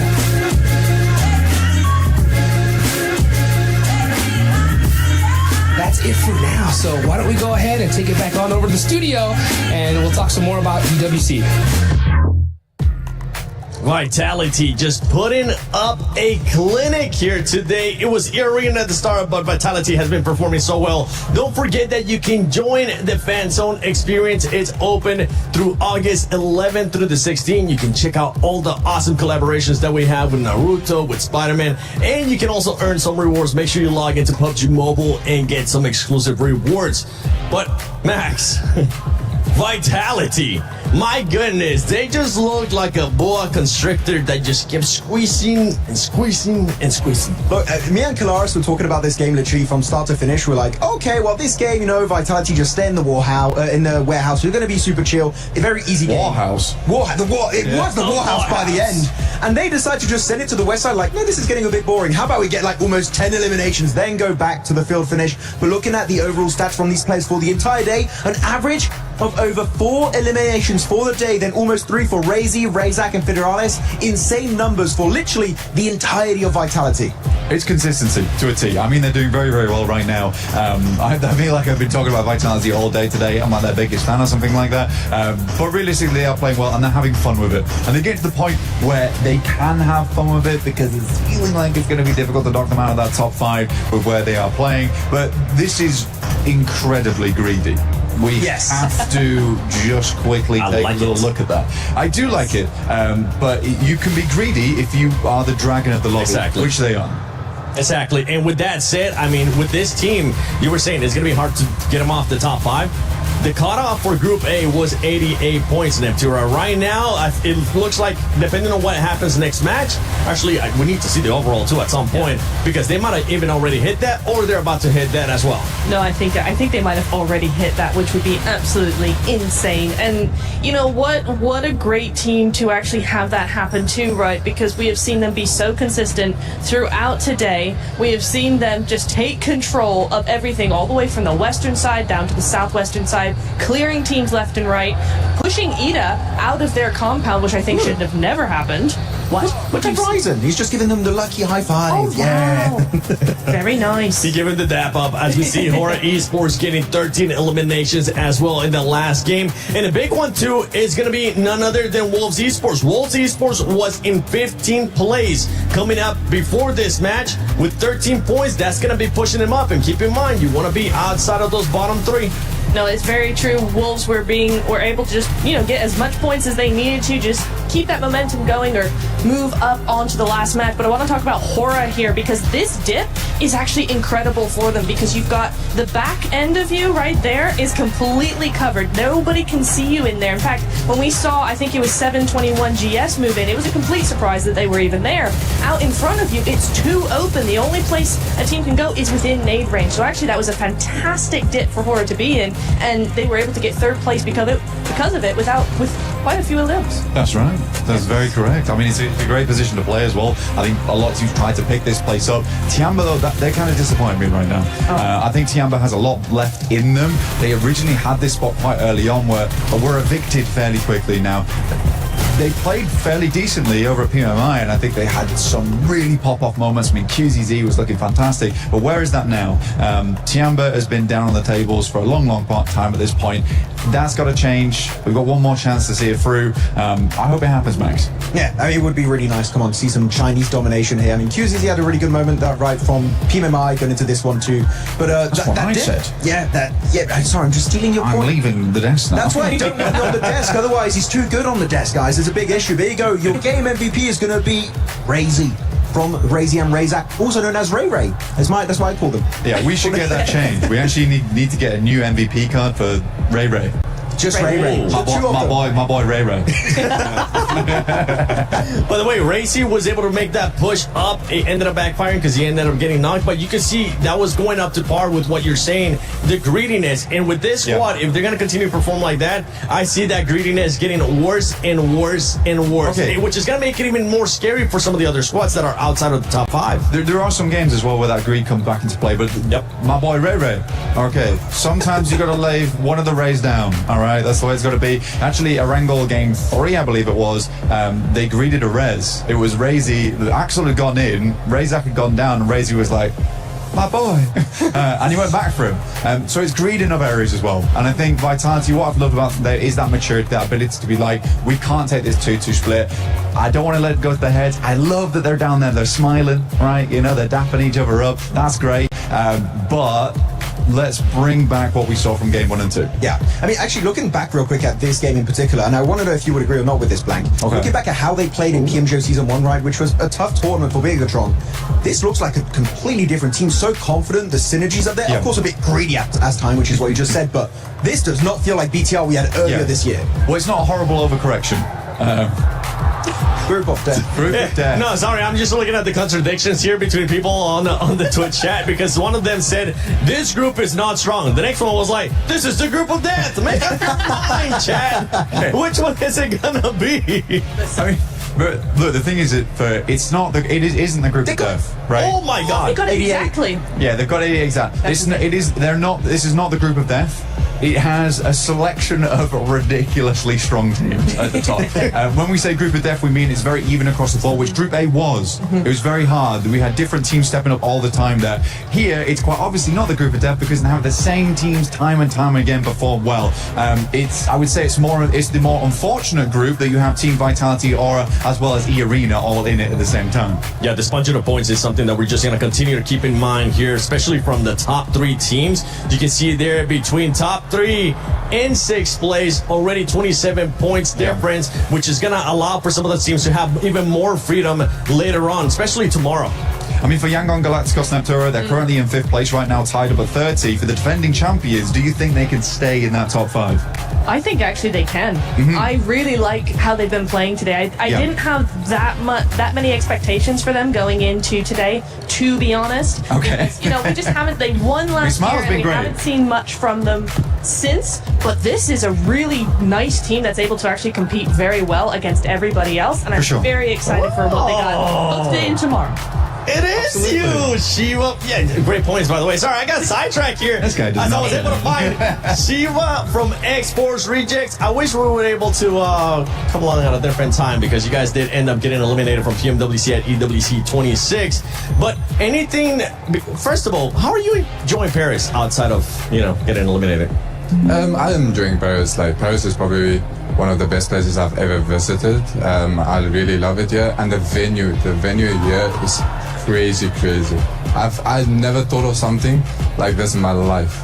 Is this guy trying to steal John Allen's I know. That voice, brother. Hey, if being a player never ends up working out, you could definitely might be looking at something with us working maybe here. But what have you learned from PMWC that you can take on later into the year, right? Because we still got PMGO Season 2. We still got PMGC.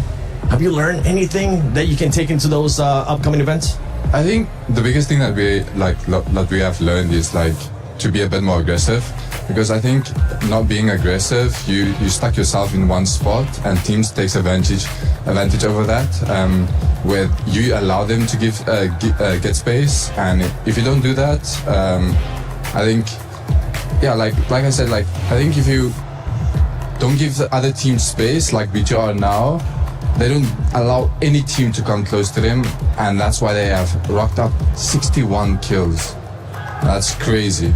It is crazy. Honestly, with the way that some of these teams have been performing, it has been scary. Natura, do you have any questions for Chiva from X-Force Rejects? I mean, I want to know because I was thinking that there was going to be, some big plays coming in from you guys, but we didn't really see that much coming into the end of, the end of the circles, the end of the games that much. Was there like a rotational pattern that was being cut off by other teams, or what went wrong in the mid phase of your games? I think the biggest problem that we had is that we kept on losing one or two players on rotations, and that already makes your game even harder. Like, you lose almost 70 or 50, 25% of your game winning chance. So if I think you have 4 players in game, I think you already have a really good game. So for us, what we need to fix on is try to have all 4 players up on rotations, and also be more coordinated on pushes and holding spots and things like this. That's also a big thing. Hey, man, ciao. Thank you so much for coming on and just giving us an insight. And I'm hoping we'll get a chance to see you at PMGO Season 2. I'm hoping that we'll get a chance to see you as well at PMGC. You know what? I actually want you to take over my job. I want you to say, John Allen, Hot Jukes, take it away. John Allen, Hot Jukes, take it away. Hey, thank you very much, Seven and Shiva over there for that lovely throw. It was great to hear from him, and that is what we talk about so much for tournaments like this, from PMWC, from global level tournaments. Getting that information, getting that practice and knowledge and insight is just so important, and the fact that they're taking that on board so quickly and with such humility as well is beautiful. I love to see it. Let's see him again next year. Yeah, absolutely. By the way, guys, make sure you go follow him on Instagram, shiva.ios. That's what it's all about here, guys. And we're going to get into the last match of Miramar here, and just how many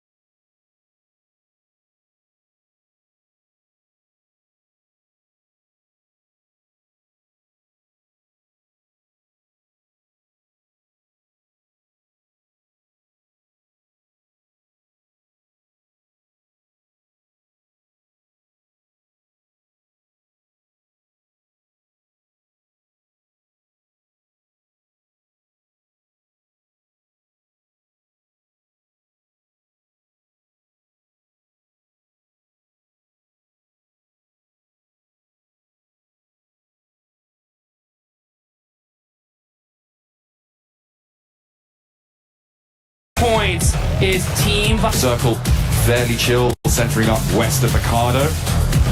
And grab some, sorry, on that north side, I was saying Alpha 7 could grab vehicles, head over that north edge. I imagine that's what they're going to look to do here.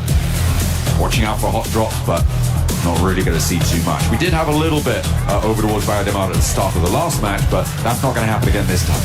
Yeah, not going to happen this game. And now we got it seems like a normal game. I don't know why I'm saying that, because we thought the last circle was going to be okay.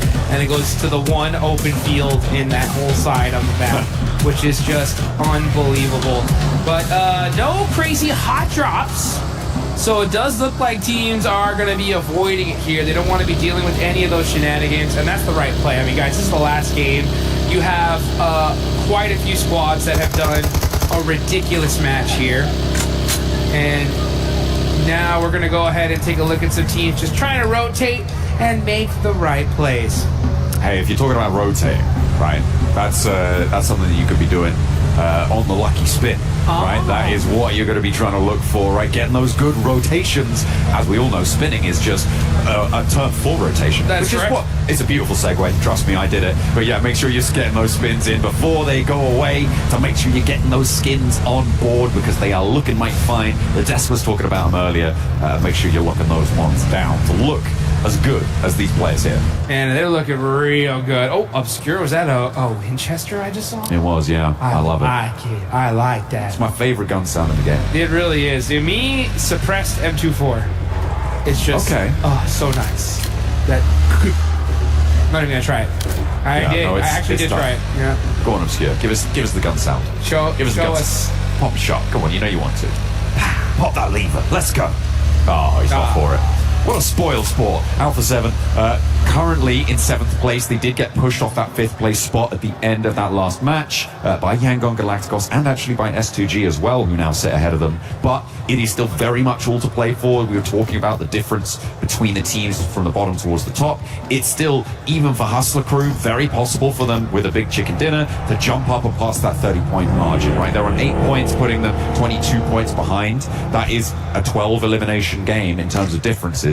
If you're able to get a chicken dinner. So whilst they haven't shown their capability to get that just yet, it is possible. It's within their wheelhouse. Absolutely. It definitely is. You know, the scary thing I think for me when it comes to Group B and this whole lobby is just looking at how heavy the top of the leaderboards are, you know, and